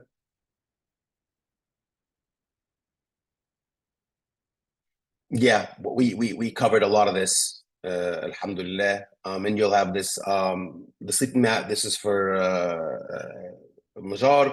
You have to collect the puzzles. Departure time is by your skull. Expect a wait time 1 or 2 hours, bus train at least. and some groups walk. Yes, we covered all of this, inshallah, and the majority of the trains have to operate at 1 in the morning, inshallah. Okay, next slide. Okay, so we've covered essentially 8 Zulhijjah, Mina for Mazar and Mu'aysam. Although we jumped around a little bit, but hopefully you all got it. We covered 9 Zulhijjah, Arafah, whether it's Mazar or Mu'aysam, what to expect. And we covered the evening of 9, morning of 10, which is Muzdalifah. This is kind of where everyone follows the same program in terms of where they go. From 10 to 12 Zulhijjah is where there is kind of a choose your own adventure. There is a lot of different options for people. Here, let's give you the high level of what you need to do from 10 to 12 Zulhijjah. Let's ignore Tawaf al-Wada for now. Let's just say, so what you need to do from 10 to 12 Zulhijjah. You need to do a Tawaf and a Sa'i in the Haram. You need to do Jamarat 3 times. You'll need to cut your hair and you need to break your Ihram. That's the requirement. That's what you have to do to finish your Hajj. Where you stay when you do that can vary group to group or how you want to do it. Majority of you will float on those times between either Mina and Mecca if you're non-shifting, or Mina Azaziyah in Mecca if you're shifting. So those are the areas you'll be back and forth.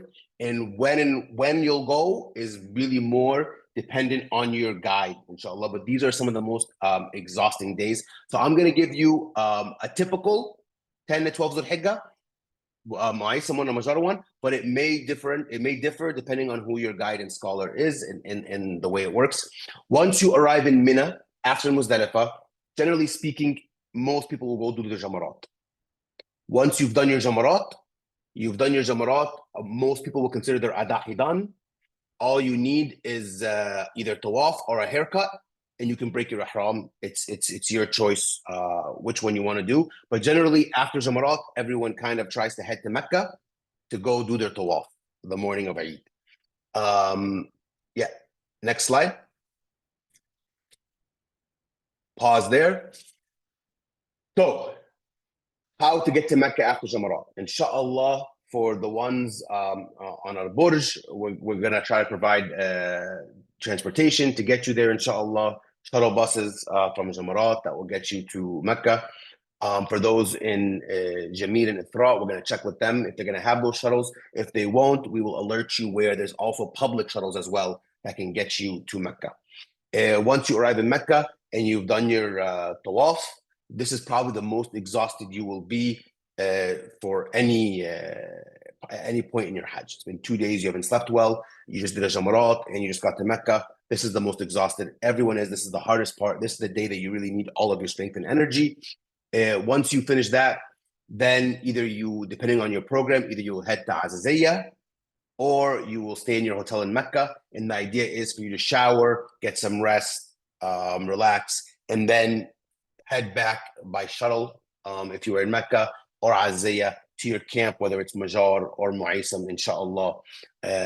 Follow your group leader's guide on the shuttle buses and where they are.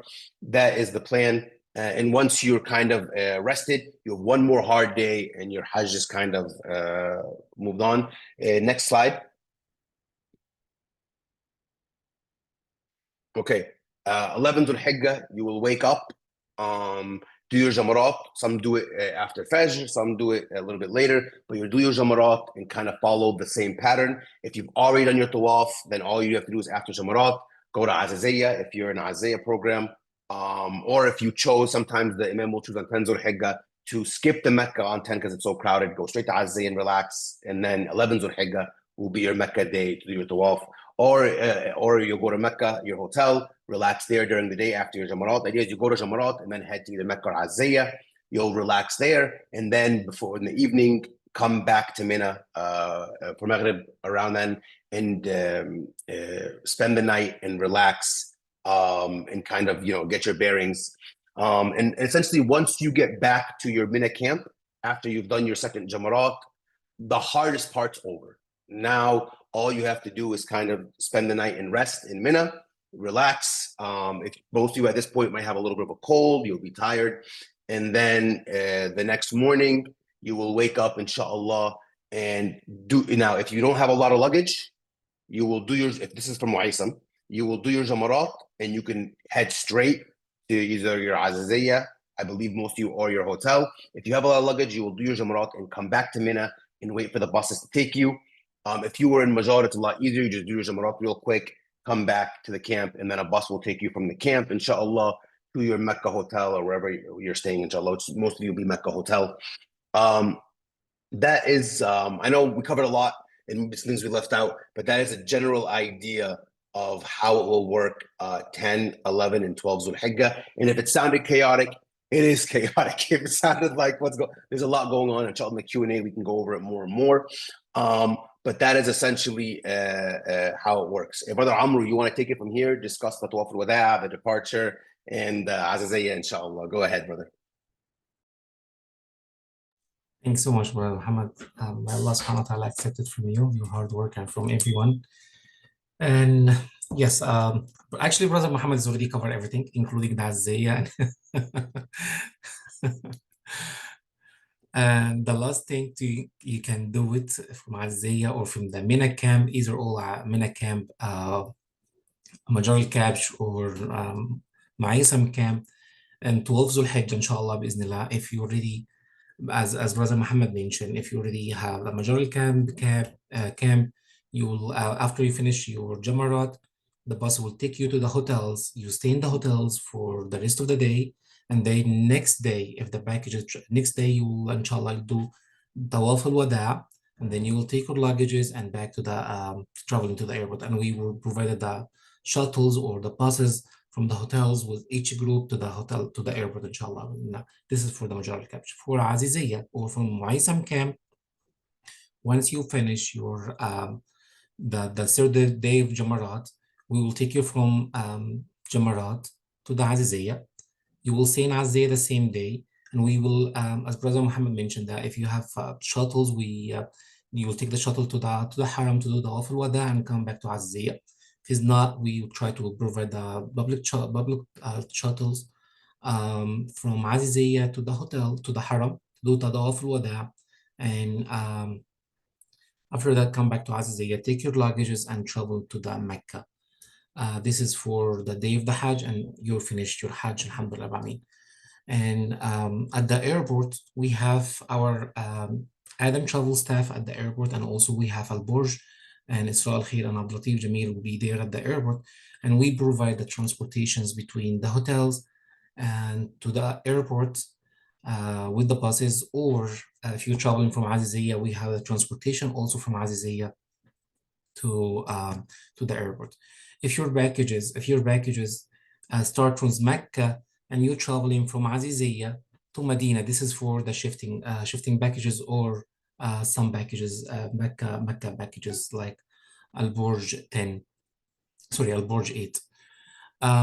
We will traveling from Aziziyah to the Medina, inshallah, bismillah, and also we provide the transportation between that. You will expect our Adam travel teams at the airport. We will help you to finish your immigration staff, and also we provide the Zamzam water for everyone. You will get it at the airport, inshallah, and our Adam travel people and Al Burj or Abdul Latif Jamil will waiting at the airport with the Zamzam water for everyone. And once you get Zamzam, you will go direct to your gate and checked in, inshallah, and may Allah subhanahu wa ta'ala accept everyone Hajj, and we will see you next year, inshallah, bismillah. Amru, you are correct. I apologize. I may have done part of your presentation. I'm looking through it. I'm sorry. I did. I got a little overexcited. I'm sorry. Forgive me, brother. I didn't realize the order. The only thing I think we can discuss, Amr, if you want to add, is the Aziziyah, to give them an idea of what Aziziyah is like for those staying in Aziziyah.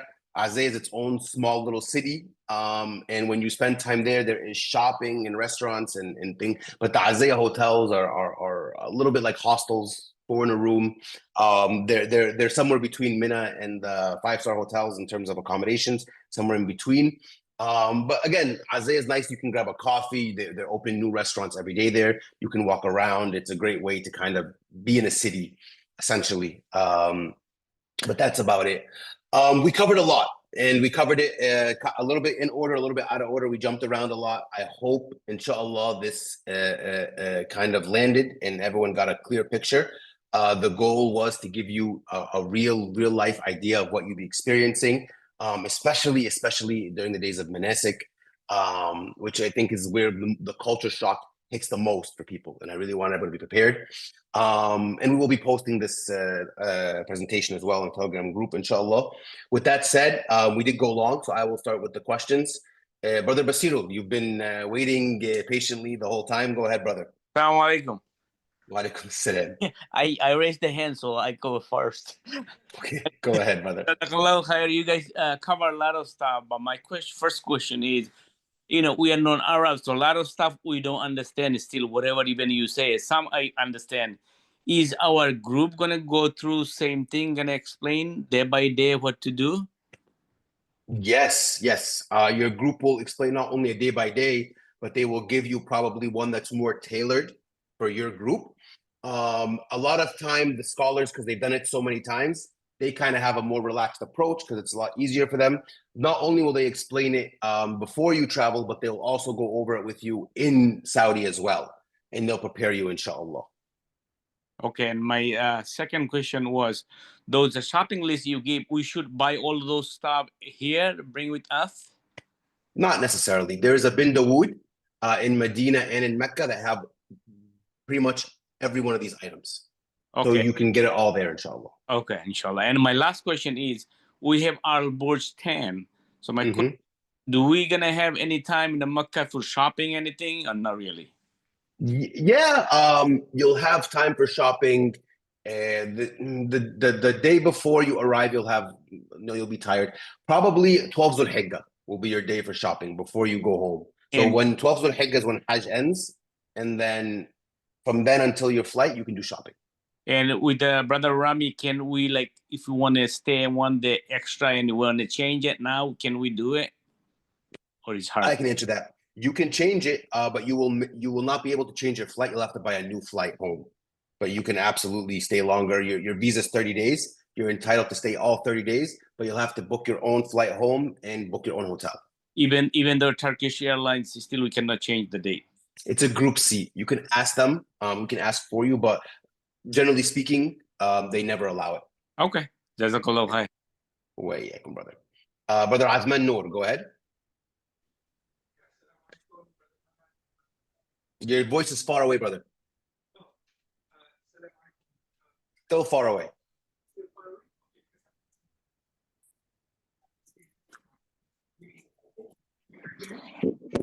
You're getting closer. I can feel it.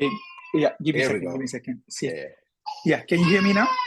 I can hear you now, yes. Okay, mashallah, alhamdulillah. Okay, so yeah, we're taking care of our grandkids, so that's why. So, okay, so thank you so much for everybody. Brother Muhammad, yourself, Brother Rami, Brother Khalid, Brother Amro, thank you so much for all your effort and your support to us. We really appreciate that. The question I have is this. We are with Al Buruj 8. So question number one is between the transfer of the Majar to the train station, right? There's actually, it looks like from the map that you just showed just now, there's actually quite a good distance of walking. Now, my wife uses a scooter, electric scooter. Is it possible to use electric scooter from the from Majar to go to pick up the train? So that's question number one. Is this the scooter that is like one knee or like a wheelchair? Oh no, this is a 3-wheel scooter. It's a small, tiny, Gotcha. what do you call that? Airline approved type scooter. You know, it's like a tiny little 3-wheeler. Got you. Yeah, that's fine. No problem whatsoever. Just make sure you're going to have to carry it on the train or make space for her, inshallah. But yeah, shouldn't be a problem. I believe there's escalators to get to the train station. So she can put it on the escalator, inshallah. Okay, great. So that's fantastic then. Okay, now the other thing is, the second question I have is regarding the, the pebbles that we are supposed to collect. Can we bring pebbles from the US? No, the sunnah is to get them in Muzdalifah, inshallah. Oh, okay. All right, no, okay. Thank you so much then. Okay. My pleasure, of course, Brother Asman. Thank you. Okay. Brother Amru, you want to take the next two questions? Since Yeah, I I took will all take of it, your. Muhammad. It's a nice question before it. Yes, brother. Brother Ahmed, Assalamu alaikum. Brother Ahmed. Assalamu alaikum. Wa alaikum assalam wa barakatuh. Jazakumullah khairan for your efforts. I really appreciate it. I just want to say, have a comment first for the brother who said, I don't understand Arabic, so I missed some of the lecture. I'm trying to tell him I speak Arabic and I missed a lot of the lecture. It's kind of like it was going fast. So lots of details are lost in between. So I'm in Burj 12. So the path for the Hajj is kind of like different. You started with Medina, and then you went all the way to 12th al-Hijjah, where you depart back to US. Now, how about the people who are going to start with Mecca? They're going to depart from Al-Medina. So are we going to leave on 12th al-Hijjah? Okay. First of all, we are sorry for that, but we're trying to cover most of the Hajj manasik or most of the packages. Inshallah, I mean, we were recording the meeting and we will post it to our Telegram channels, inshallah. I'm so sorry for that. If you need any extra, if you have any extra questions after the meeting, you can call one of us. We can answer whatever you need, inshallah. Bismillah. For your questions, your question is good, and also I think Brother Rami has already covered that, or Brother Khalid covered that when he already mentioned Mecca. For anyone arriving Mecca first as a group, 8 was Al-Burj or 17, whatever, with the Jamil or Isra, you will stay in Mecca from 4 to 7 Zulhijjah. If your package is non-shifting, if your package shifting, you'll stay from 4 to 7 Zulhijjah at your hotels. This means you will do the Umrah once you arrive, inshallah, to Mecca, and then you will take Tahallul Awal for Umrah, and then you can shopping or whatever you want to shopping, you want to pray, you want to do in Mecca for the before Hajj, 3 days before Hajj, and then 7 Zulhijjah, we will provide the transportation between your hotels to Aziziyah, and then you will stay in Aziziyah 7 Zulhijjah, and next day 8 Zulhijjah we will provide the transportation from Aziziyah to the Mina camp. It's going to be Ma'isam camp, and you stay in Ma'isam camp from 9 Zulhijjah, 10 Zulhijjah until 12 Zulhijjah, and you have a transportation, so you have Aziziyah available between your Ma'isam camp to the Aziziyah during the Manasik time. Okay, and once you finish the Hajj Manasik or the Manasik, if your package is traveling 9 Zulhijjah, that means 9 June, 12 Zulhijjah, you will come back from Mina camp to the Aziziyah, and then take a shower, and then from Aziziyah to the Haram, to Tawaf al-Wada', and then come back to Aziziyah, take your luggages, and go into the airport. If your package is traveling 10 or 11 June, you have more time in Aziziyah. This means you will stay 2 days or 1 day extra in Aziziyah. You can do shopping, you can do prayer at the Haram and come back.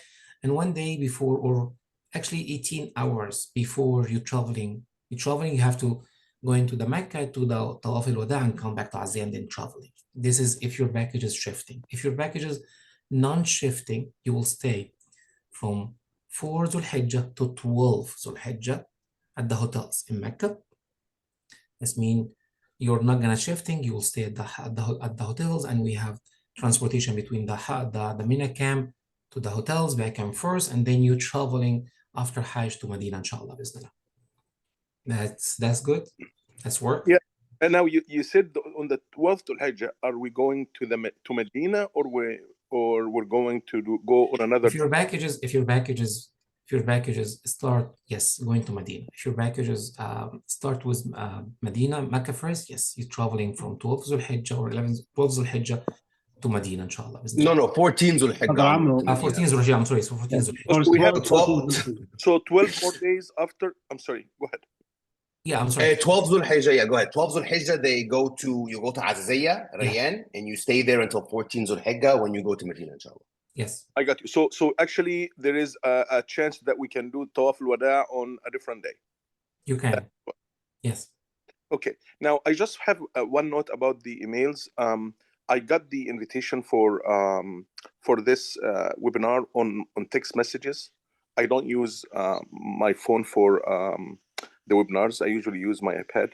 So if it's okay, can you post the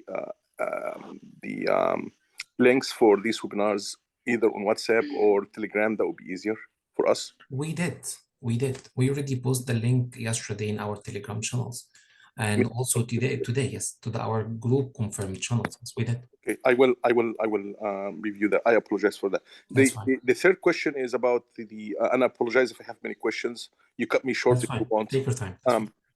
For questions about the tickets, is it okay to email our needs to the one who is handling our group, or should we wait till we get the tickets? How does it go? If you need any special request with your ticket, yes, you can.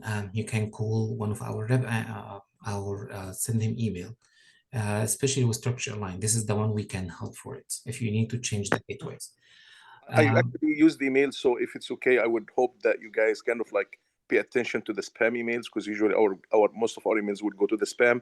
Yours actually came to me in the spam. I just found it by luck. I was lucky to find it. So okay.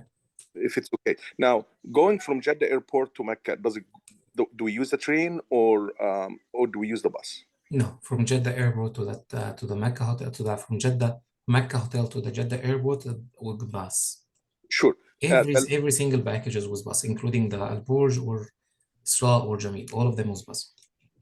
Between Mecca hotels to the Jeddah airport, around 1 hour per bus, inshallah. Got you. Okay. So now, usually, I'm sorry for that. This is very important points for sure. everyone. Usually for Hajj time, you're traveling from your hotels to the airport at least 7 to 8 hours before your flights. Okay?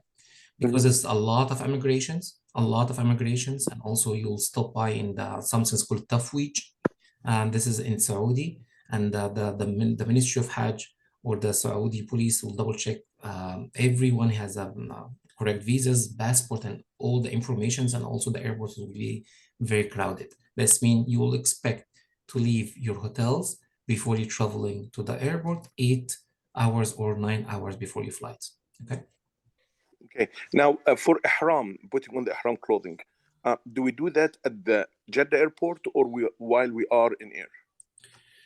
If your package is going to Medina first, no. You will do your ihram when you come back from Medina to Mecca. Sure. If your package start with Mecca first, no, you have to. If you're traveling with, as an example, as a Qatar airline, you will do your ihram in Doha.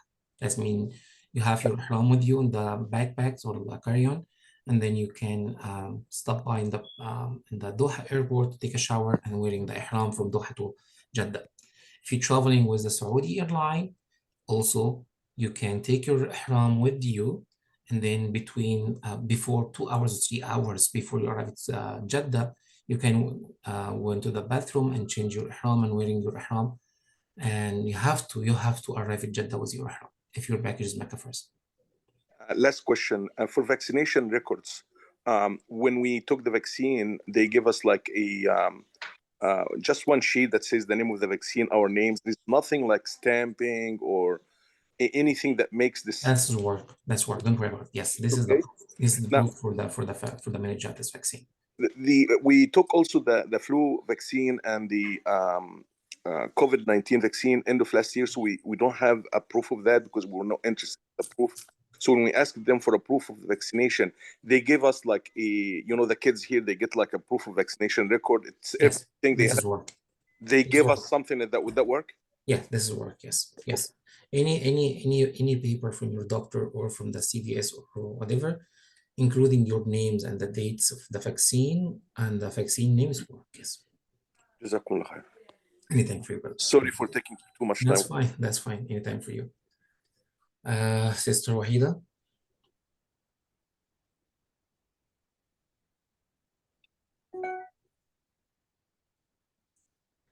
Wahida. Assalamu alaikum. Alaikum salam, sister. I just had one question. To the entire part of like Mina, Muaisim, how much walking is to be expected altogether? It's a lot. Okay.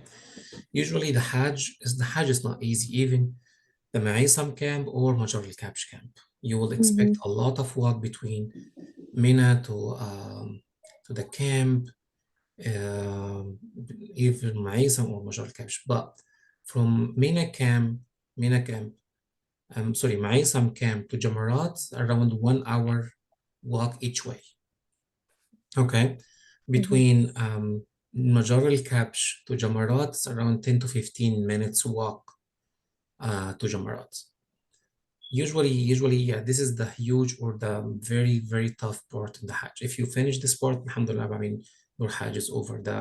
This is the 4 days of the Hajj. Okay. I think that's all that I have as of right now. Thank you. Okay, thanks so much. Brother Rami or Brother Khalid? Brother Rami, you can go ahead. Sister, I'm going to give my idea from Mu'aysam. I know you're a Majar guy, so you don't do Mu'aysam as much. Generally speaking, they can expect to walk anywhere from 25 to 50,000 steps a day if they track it. So it's exhausting. Go ahead, Brother Rami. So. Jazakumullah khair. Thank you, Muhammad. Thank you, Amr. Next question from Magwida Amir. Assalamu alaikum. Thank you. I wanted to thank you for all this really good presentation. So I have like a few questions. First, like I'm not sure, maybe you talked about it, but I'm not sure I understood well. To go when we are in Medina, to go to Qabr al-Rasul, do we have to reserve by ourselves? Is there a group reservation? How does that work? So there is two things. There is visiting Prophet Muhammad sallallahu alaihi wasallam, which is allowed for men. Usually after prayers, there is a way to enter. There is a specific gate. You just walk and you enter it, inshallah. And there is the Rawda, visiting the Rawda, that needs a permit. So for men visiting Prophet Muhammad sallallahu alaihi wasallam grave, there is no permit for it. You can go after each prayer and visit, inshallah. Do the salam to our Prophet Muhammad sallallahu alaihi wasallam, but the permit for Rawda is required. So Rawda needs a permit. That's the only thing you need a permit for. And again, usually the Hajj providers, the Saudi providers, provide a group permit. But in case this was not available this year, we will walk you through how to register on the app on Nusuk and book your permit, inshallah. Okay, thank you. And I wanted also to ask something about, I know like I missed last week presentation, fortunately, so maybe you already talked about that, but if we decide to do like a kind of Hajj, sorry, I forgot the name, it's the one where we need to Nedbah. Is there like way to give money for el-Dabh, or is it something included in a package, or is it something different, or how should that work if we decide to do that? Okay, so first thing, attending these webinars is a must. If you cannot attend it, it's a must to watch the recording. We provide very, very important information that will be useful for you, inshallah, during this journey. So if you missed the meeting from last week, please make sure you watch the recording. To answer your question, so this is a religious question. So inshallah, we will refer it to the Imam when we have, so the next two webinars will be fiqh of Hajj questions. You can, inshallah, if we have space for the scholars to answer your question, you can ask it then. Or, as we explained, there will be a guide and a scholar for each program, inshallah. We will have a WhatsApp group as soon as the scholars and guides are assigned. Inshallah, you will have a WhatsApp group specifically for your own program, and you will have your scholar, inshallah. You can ask the scholar directly or in the specific webinars that will be done by these scholars, inshallah. Okay, inshallah. Last question, like, if we want to change money, is it better to do it here or in Saudi Arabia, if we need No, cash or something? definitely not recommended to do it here. It's you'll pay a lot of money here, or the fees are much more than the Saudi. The Saudi, it's a standard 3.74 or 3.75 for each US dollar. So it's definitely, it's very easy to do that. There is at the airport, which is, we don't recommend at the airport, especially if you are part of a group, so you need to move quickly to your bus. So next to your hotels in Medina and Mecca, there is a lot of malls, there is a lot of shops where you can do the exchange. So do not worry about it. Inshallah, when you get to Saudi, to Medina or Mecca, there are many shops that you can exchange your money with as well. And another thing, so that's for cash, of course. You do not need a lot of cash. You can use credit card, Apple Pay, almost everywhere. So that's just another option for everyone, inshallah. Even for the transportation, if I think there's transportation not included in MENA, or are they mainly all included? Because I think transportation needs cash only or something like this. So again, it's it depends on your program, but some of the programs don't. There's no any transportation that you need to do on your own. But just in case, we always recommend to have some cash, of course. But it depends on your program. But in general, the cash will be very limited unless you want to do some extra trips that you want to do on your own. Otherwise, using cash will not be, you do not need a big amount of cash to carry on you. Okay, perfect. Thanks a lot, brother. Have a Thank you. great. Sam Sayed. Assalamu alaikum, brother. Thank you very much for everything. And my question is, I'm in Al Buruj number 9 luxury. What I was want to ask you is that am I in a major group or in the MySam group? It's where do I fit in? So Al Burj 9 is with Majar Al Kabsh Okay. camp, inshallah. Yes. Or inshallah.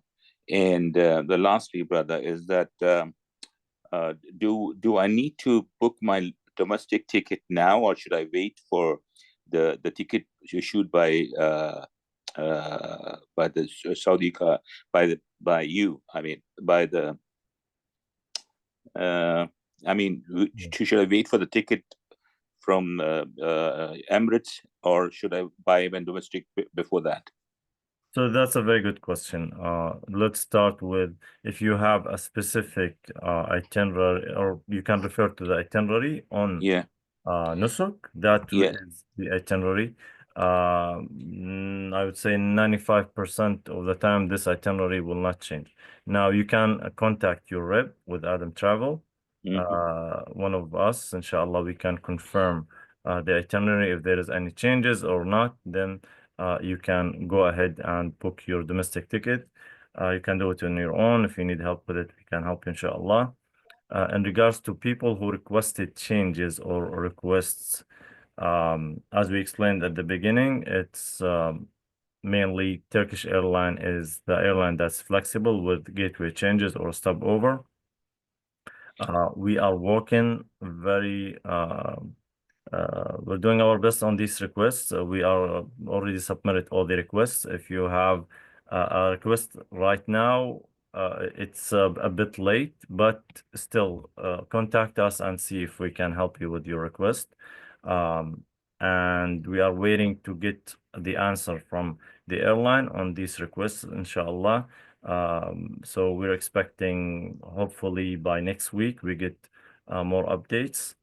And inshallah, we will share it with you as soon as we get the confirmation from the airline if your request can be done or if it cannot be done. And after that, you can proceed with booking your domestic airline according to the confirmation we receive for your request. Thank you, brother. My last question, brother, is that I've got a layover of 17 hours my return in Dubai.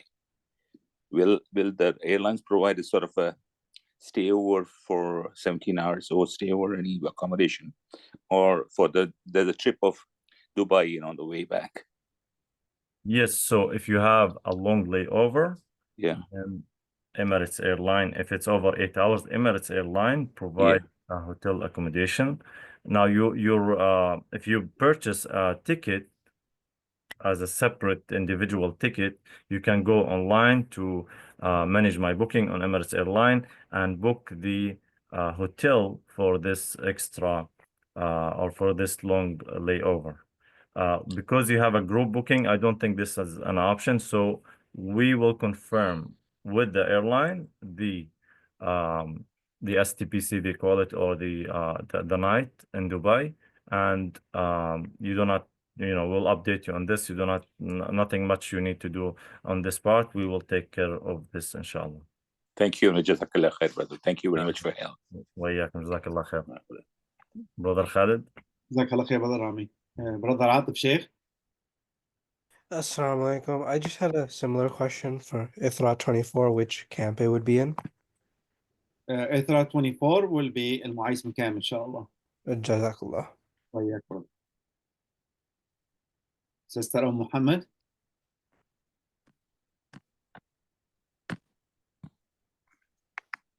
Muhammad. Yes, assalamu alaikum. I have a few questions, because one is related to what the brother just asked about the delay, like about the layover. So Yes. like we are going through Jamil 217 and departing from New York. We have a layover of 9 hours in Riyadh. Now, will they provide us like some place to stay, or somewhere we will be, or hotel? So that's my first question. I have just a couple more. Okay. Regarding the layover in Riyadh, I'm not 100% sure. Usually, if the layover is like more than 12 hours, the airline, they provide you with the hotel, but it's only 9 hours. I'm not sure. Maybe you just, wait at the airport. Brother Amr Baz, he's the responsible for Burj packages. Sorry, for Jamil packages. He can double check, or maybe if you have any information, maybe he can answer it now. Brother Amro, do you have any information about the layover at the Riyadh airport? If the Jamil company will provide them, the airline Saudi Aramco provide them with the hotel, or just waiting at the airport? For packages 217, right? Or 216? No. Yes. Yeah, this one probably, like so far up to this moment, we don't have confirmed answer from Saudi or from Jamil, but maybe it will be 60%. Maybe you have 1 day extra in Medina, inshallah, and Jamil will provide the hotel for you in the Medina inshallah. But until this moment, we didn't confirm it yet with them. Once we confirm it, we will let you know. But maybe inshallah you will have 1 day extra in Medina, and Jamil will provide the hotel for you. Amru, she's discussing the 9-hour layover in Riyadh. This is Muhammad, the packages will Same? yeah, the same package. Okay. Yeah. And my next question is about like the type of Hajj that we Muhammad. Yes, sister, I'm listening.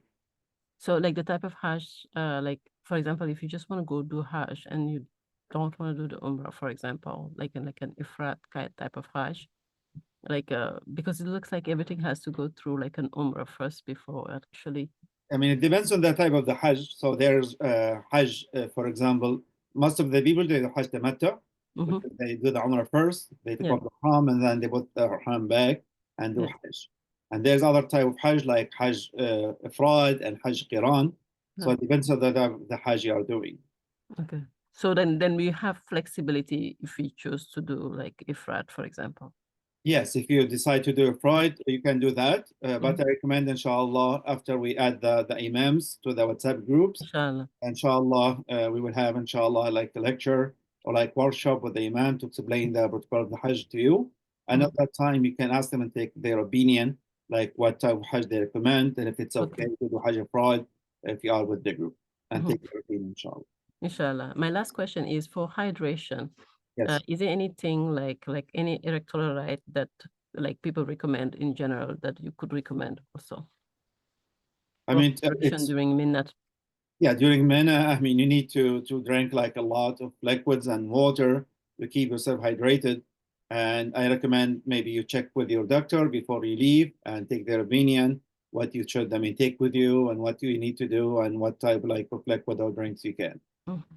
Barakallah fikum. Oh, yeah, exactly. Okay, sister. I mean, yeah. iPhone. Hello, Assalamu alaikum. Alaikum salam wa rahmatullah. Yeah, thank you so much for all the effort that you're making to explain everything for us.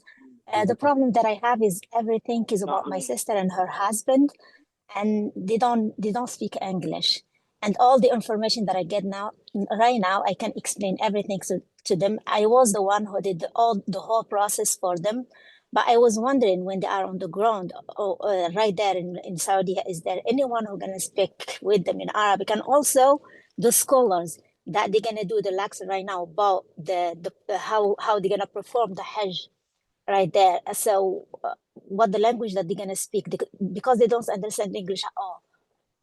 Yes, no problem, inshallah. Yes, usually the imams, alhamdulillah, most of them, they speak Arabic and they say it and explain it in English, and also they explain it in Arabic as well. And also, I mean, alhamdulillah, all the groups, they have the people, they speak Arabic. So if they have questions, they can ask them. They will be happy to help them, inshallah. Okay, is that the workshop that is going to be right now online? Is that going to be in Arabic or English or both? Yeah, inshallah, later, maybe like after 2 weeks, after we assign the imams to each group, at that time, each group, they will start doing like workshops about the Hajj and how to perform Hajj and everything. So inshallah, the imams at that time, they will, if there's like people they don't speak English, they can translate it to them in Arabic, inshallah. Okay, thank you so much. I appreciate it. Thank you. Let me add to that. Sister, what program is this? It's 217. 217. I think 216, okay. Sorry, 216. 216. Please make sure you call Brother Amru. He's your account rep. Yeah, I received email from him. Yeah, that way for rooming, we can try and room them with Arabic. How old are they? 63 and divorced in 63 and 67. Good health? Yes, they are. Okay, so alhamdulillah, if they speak Arabic, the good thing is that everyone in Saudi speaks Arabic. So if they get lost from the group or something, that's the bigger concern. They should be okay, inshallah, because they can talk to any of the Saudi agents in Arabic, and that will be fine. But this is something we definitely should let Brother Amr know, so he can alert the guide, the scholar, and Ithra of it, just to be safe, inshallah. It's Jamil. Yeah, okay, thank you. Oh, Jamil, sorry. Apologies. Okay, okay, thank you so much. I appreciate it. You're welcome. Okay. Brother Basirul Haq.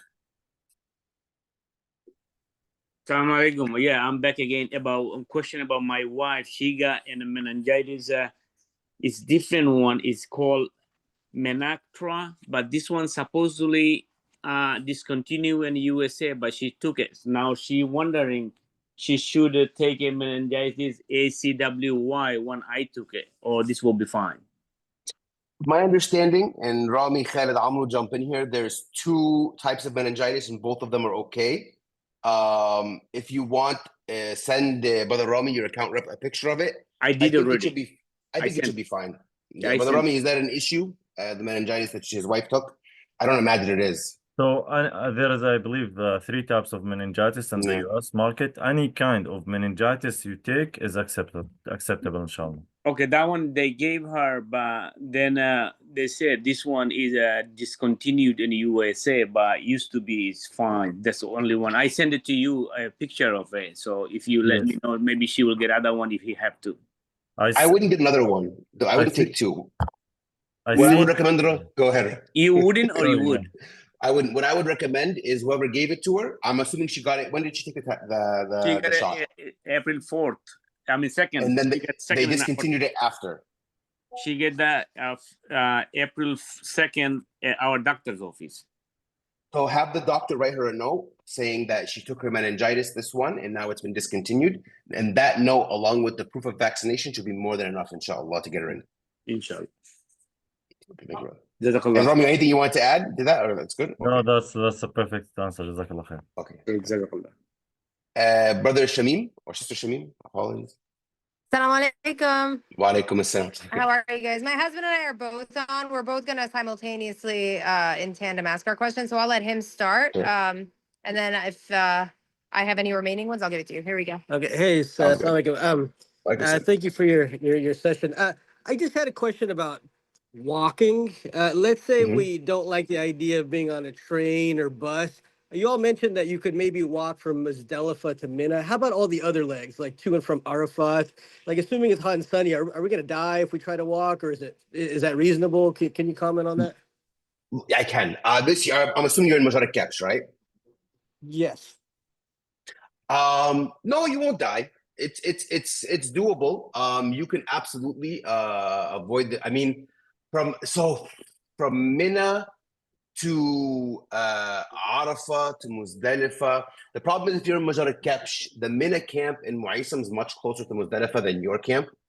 Much closer. So you're talking about like a 2-hour walk. Like, what if you decided, hey, like assuming, forget the fact maybe like, you know, we might get lost, but if you're up for getting lost and you're like, hey, I want to walk all of this, you know, and you have your badge, so they'll let you in wherever, you're looking at probably 150,000 steps that night, give or take.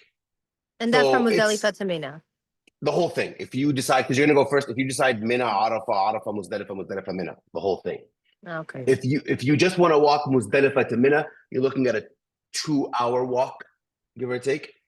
So I mean, there was some young brothers who did it. They did the walk, the whole thing. They didn't do Mina Arafah, they took the bus there, but from Arafah all the way to Muzdalifah, then back to Mina, they walked all of it, and even to Mecca and everything. They were young brothers in very good shape. They wanted to walk it.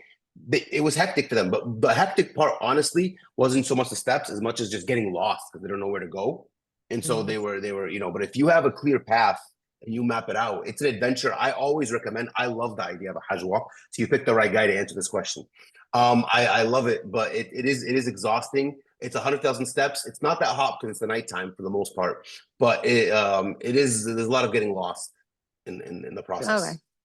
All right. Thank you for that. To follow up on that, we are in Burj 9. So is there any portion of this that would be a zero bus situation? Like getting from Mecca to Mina is always a bus. Like what about walking from Mecca to Mina, or could you take a cab? Or, you know, the idea of being sealed on a bus sounds like horrific. Like, you know, what if I get car sick, or just, it's like a delay that seems like really, really terrible, and there's just no way off this bus? Or, you know, I just want to understand in which situation we're looking at, like where would be a bus option, a train option, a walk option? I'll walk you through it. So Eid Hijjah, from Mecca to your camp, it's walkable, but you take the bus because you're gonna get lost and you won't know which camp to enter. And so then from Mecca to Arafah, you take the train for the same reason. And Arafah to Mina, take the train, and then you take the train back to Mina. That's so basically where now I've covered basically 8 to 10 Dhul Hijjah. So that's like the core manasik, that loop. I would go with the group and I wouldn't walk. Now, from 10 Dhul Hijjah to 12 Dhul Hijjah, you're required to do Jamarat. And then on 10 Dhul Hijjah, for example, to go to Mecca to do your tawaf, or even 11 Dhul Hijjah to go to Mecca just to relax. That's a lovely walk. It's about an hour, give or take, from your camp to Mecca. Yeah, nice. But it's a nice walk. I've done it plenty of times. And most of it's covered. And I personally, I love it. Like it's my preferred way. It just getting back from Mecca to Mina will be tougher because it's easy to get to Mecca because it's like a North Star. It's harder to go back and find your camp. So maybe if you want to say, hey, I'm going to do my Jamarat and we're going to walk it. We're not going to take the bus. We're not going to go with the group. We're going to walk the tawaf. But just coordinate with your group leader and say, hey, just let us know what time to meet you so we can go back to Mina together.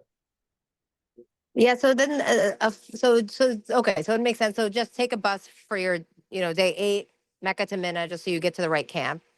Yeah. And then Mina to also, Arafah, Muzdalifah, yeah. Okay, you were mentioning these very long waits for the train. So you're waiting with your group? Because like, I'm assuming, I mean, obviously it's not just our group waiting, it's, you know, thousands and thousands of people. There will be pushing, people will be like, I know this just getting on a train with my kids at the airport, like just getting in when the doors open at the same time and just making sure no one's left behind is really stressful. So I'm assuming people will get separated, either, especially getting to Muzdalifah.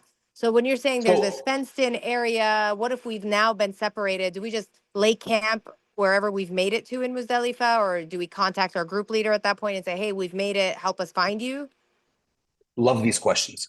This is a great question because this applies to everybody. And Brother Amru, I'm going to talk, but if I say anything wrong or you want to add information, just interrupt anytime.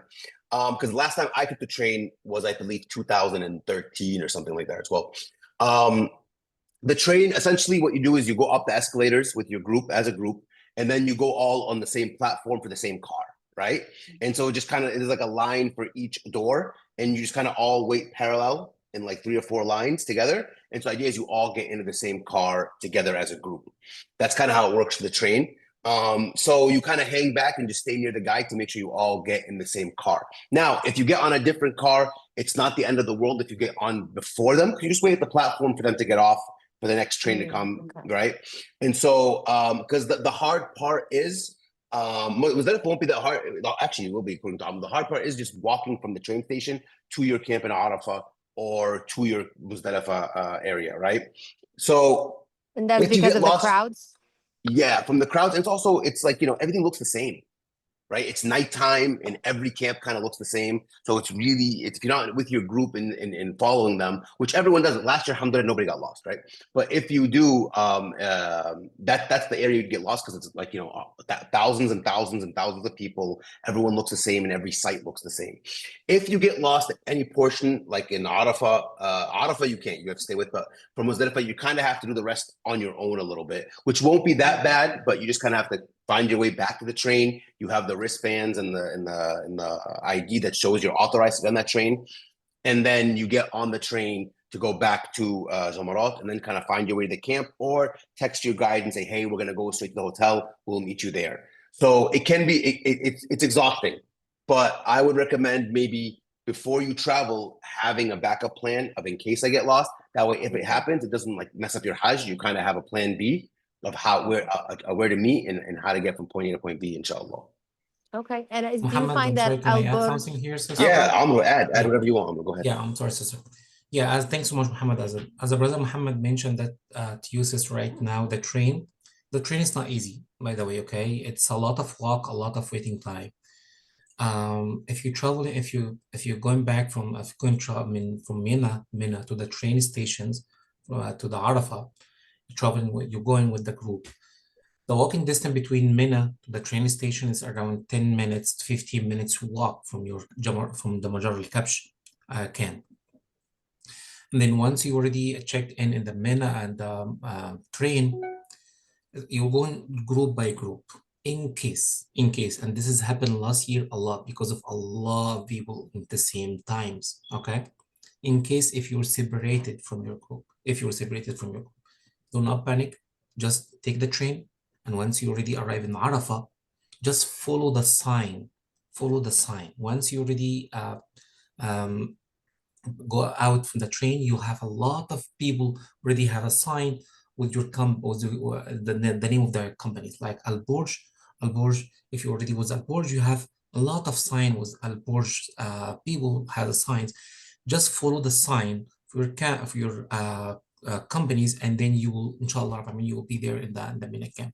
Same thing with the Muzdalifah.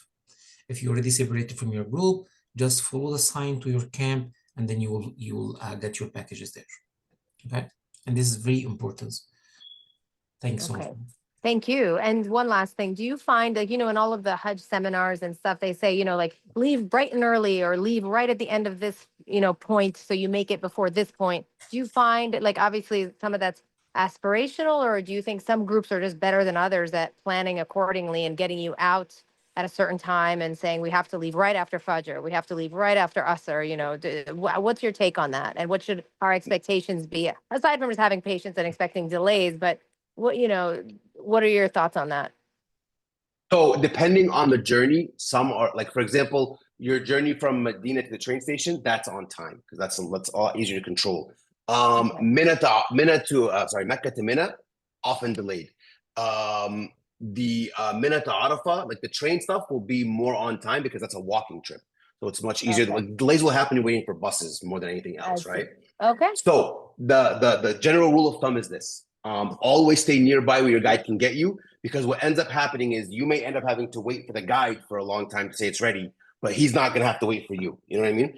So you might end up, it'll happen where you'll wait an hour and a half for the bus. The bus isn't ready, and then they go for a 10-minute break and the bus comes, and now it's panic. And you're like, well, I waited an hour and a half for you. You know what I mean?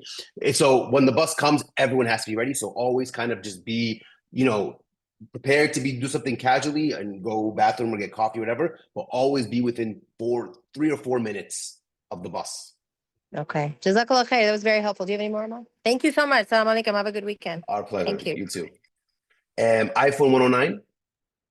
Salam alaikum.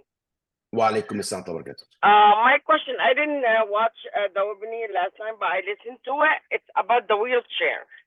I heard that it's going to be a very hack, because my mom, she has a stroke, and I think we set a wheelchair for her. But do you think should we get a wheelchair for her for the Hajj and take it with us?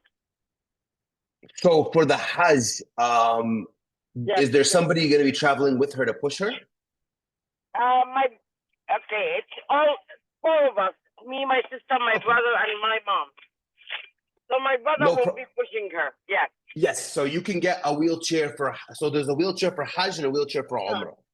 For Hajj, when you bought your package, did you ask for the wheelchair or no? No. Excuse me? When you purchased the package, did you ask for a wheelchair? Yeah, we did. Okay, so they will provide you one on 7 Zulhijjah. Where will you be on 7 Zulhijjah? Okay, we're the Bush 7, I believe. But Great. we set it up with Mr. Khalid and Khawla. It's Ruba Abu Sa'id. I don't know if you remember us, but the problem is because my mom, we set it up as soon as possible because my mom, we need to be comfortable as soon as, as we can, because she cannot walk and we need to push her. So that's No the problem. problem. So they will bring a wheelchair to you at the Fairmont, inshallah, on 7 Zulhijjah. That's what they did last year. Okay, so we didn't have to get a wheelchair from Chicago, take it with us, or? No. You don't have to know. So it depends how much wheelchair. Now, if she needs a wheelchair in Medina, then you should probably, what you can do is, will she need one on the flight as well? Did you request it for your airline ticket, a wheelchair? Yes. Okay. Yes.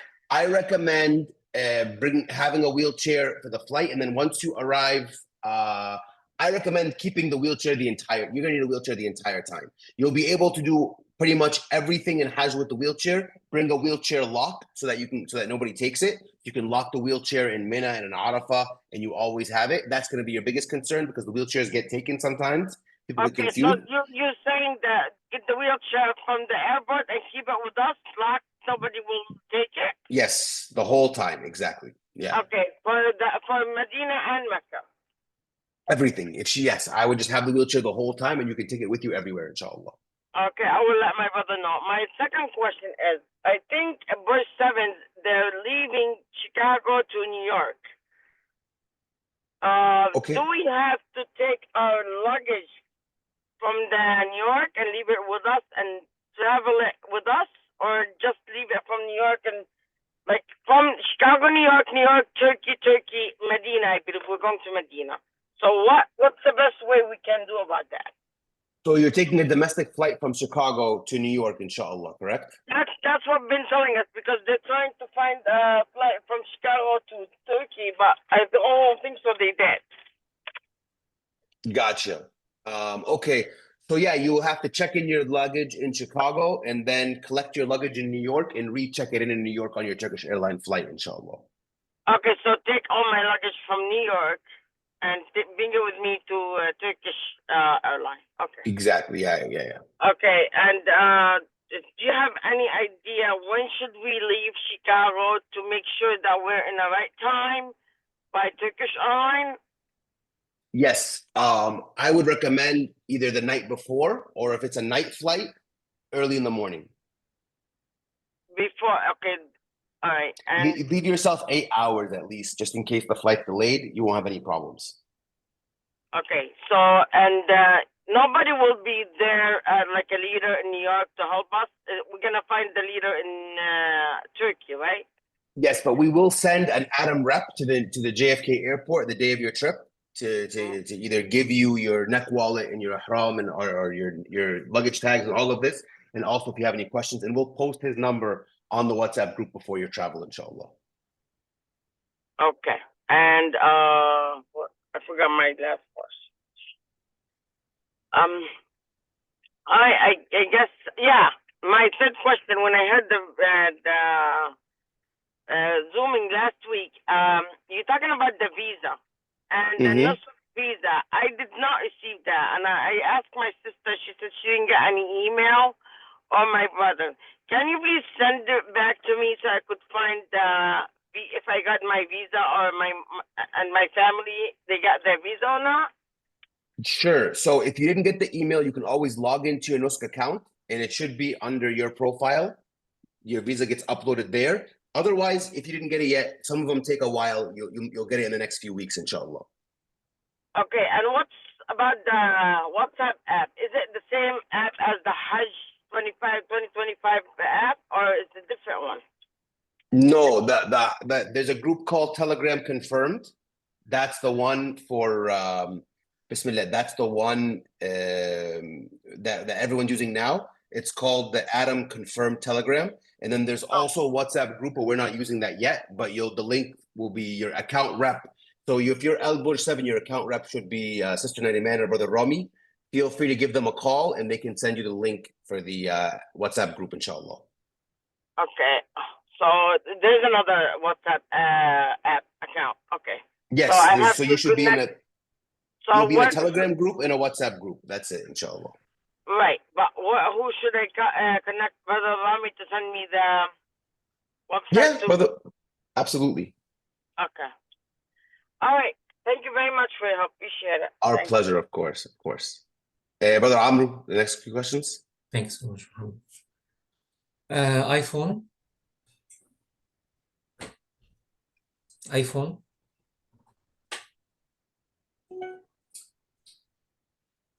Assalamu alaikum wa rahmatullah. Wa alaikum assalam wa rahmatullahi wa barakatuh. I would like to thank each and every one of you for this terrific job you guys are doing and all the patience you have. Thanks so much, brother. And my first question is about Gurbani or Udhiyah. We are 4 in the family. We're going, inshallah. Of course, all of us have to do Udhiyah. But my question is when I'm supposed to do that and how I'm supposed to do that and how much it cost. Okay, did you already, when you already purchased your package, did you already ask for Hadi, including your packages or no? No. What packages you are right now? Jamil 2017. Okay. As we mentioned this one last week, we have many options to get your Qurbani. First options, you can get your Qurbani through websites called adahi.org. You can log in on it, and then you can get your Qurbani from there. And once you receive the confirmation number, keep this confirmation number with you, because this confirmation number, you will track your Qurbani once your Qurbani done, inshallah, bismillah. This is the first options. Second option, you can do it through Nusuk.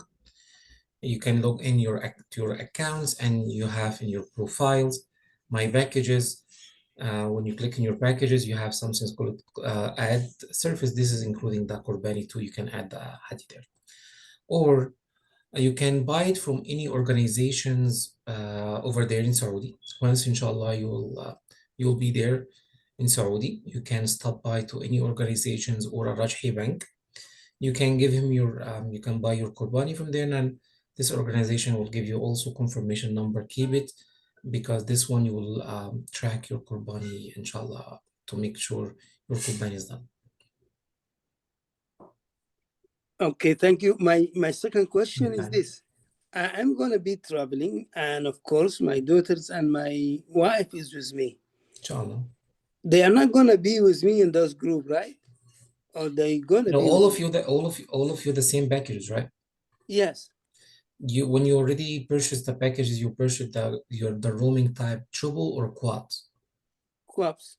Quad. That means your wife and your daughter will be with you the same group, same bus, same camp, same everything. But the separating between the roaming will be the difference. You will stay with the three brothers and your sisters. Sorry, your daughters and your wife's sleeping with us. Two ladies, inshallah.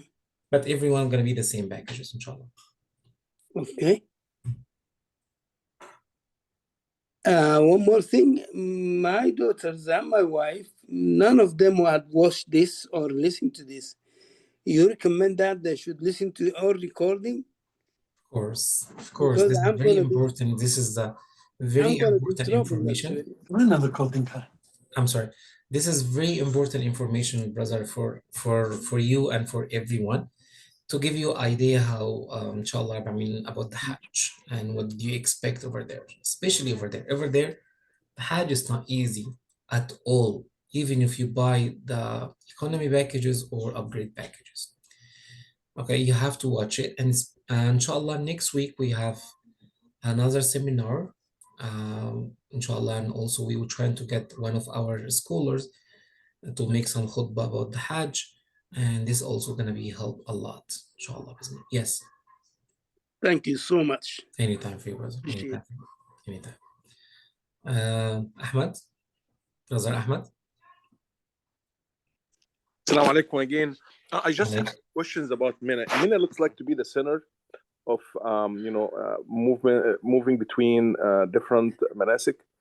If I understand correctly, the order is Mina, then it would be Arafah, then Muzdalifah, then back to Mina again, and then from Mina we go back and forth to do Jamarat. اسال طلال هو احسن. Okay, go ahead, brother. Should I repeat my question again? Okay, no, I get it. Yes. But in the middle, you were talking also about going to either Mecca or going back to Al Aziziyah, to the hotel. May I understand the dynamics there? Like, should we stay all the time in Mina, or should we go back and forth between Mina and? It depends on the packages. What you're going with the Al Burj packages or Jamil and Al Jamil or Asra Khair? This is Burj package. What numbers? 12. Okay. 12 is Al Aziziyah for sure. Yes. Okay. For specific for your group. Okay. You live in your hotel 7 Zulhijjah. 7 Zulhijjah from Swiss to the Al Aziziyah apartment, inshallah. And the next day from Aziziyah to Mina camp. You will stay there in Mina camp. The first day is called the day of Tarwiyah. Okay. And the next day in the morning, inshallah, the bus came from Mina camp, take you to the Arafah. And you will stay in the Arafah the whole day. And then after Maghrib, also leaving Arafah to Muzdalifah. And then from Muzdalifah, even after Fajr, from Muzdalifah back to Mina. And then you will do the Jamarat, the first day of the Jamarat. And then if you want to stay in the camp, you can. If you want to stay at the Aziziyah, you can. Aziziyah also is available for you over there. And then every days, if you want to stay in the Aziziyah, you have to stay in Aziziyah a couple of hours and then come back in the night to stay a couple of hours in the Mina camp. And then you can do the Jamarat and then back to Aziziyah. If you want to stay in the Mina camp for the 3 days, you can. And then once you finish Mina, back to Aziziyah, stay in Aziziyah for 2 days, and then travel into Mecca after that and do Tawaf al-Wada, inshallah, before you travel into Mecca, to Medina. Jazakumullah khair. Anytime for you. Brother Rami. Jazakallah khair, Amr. Thanks so much. Brother Eddie.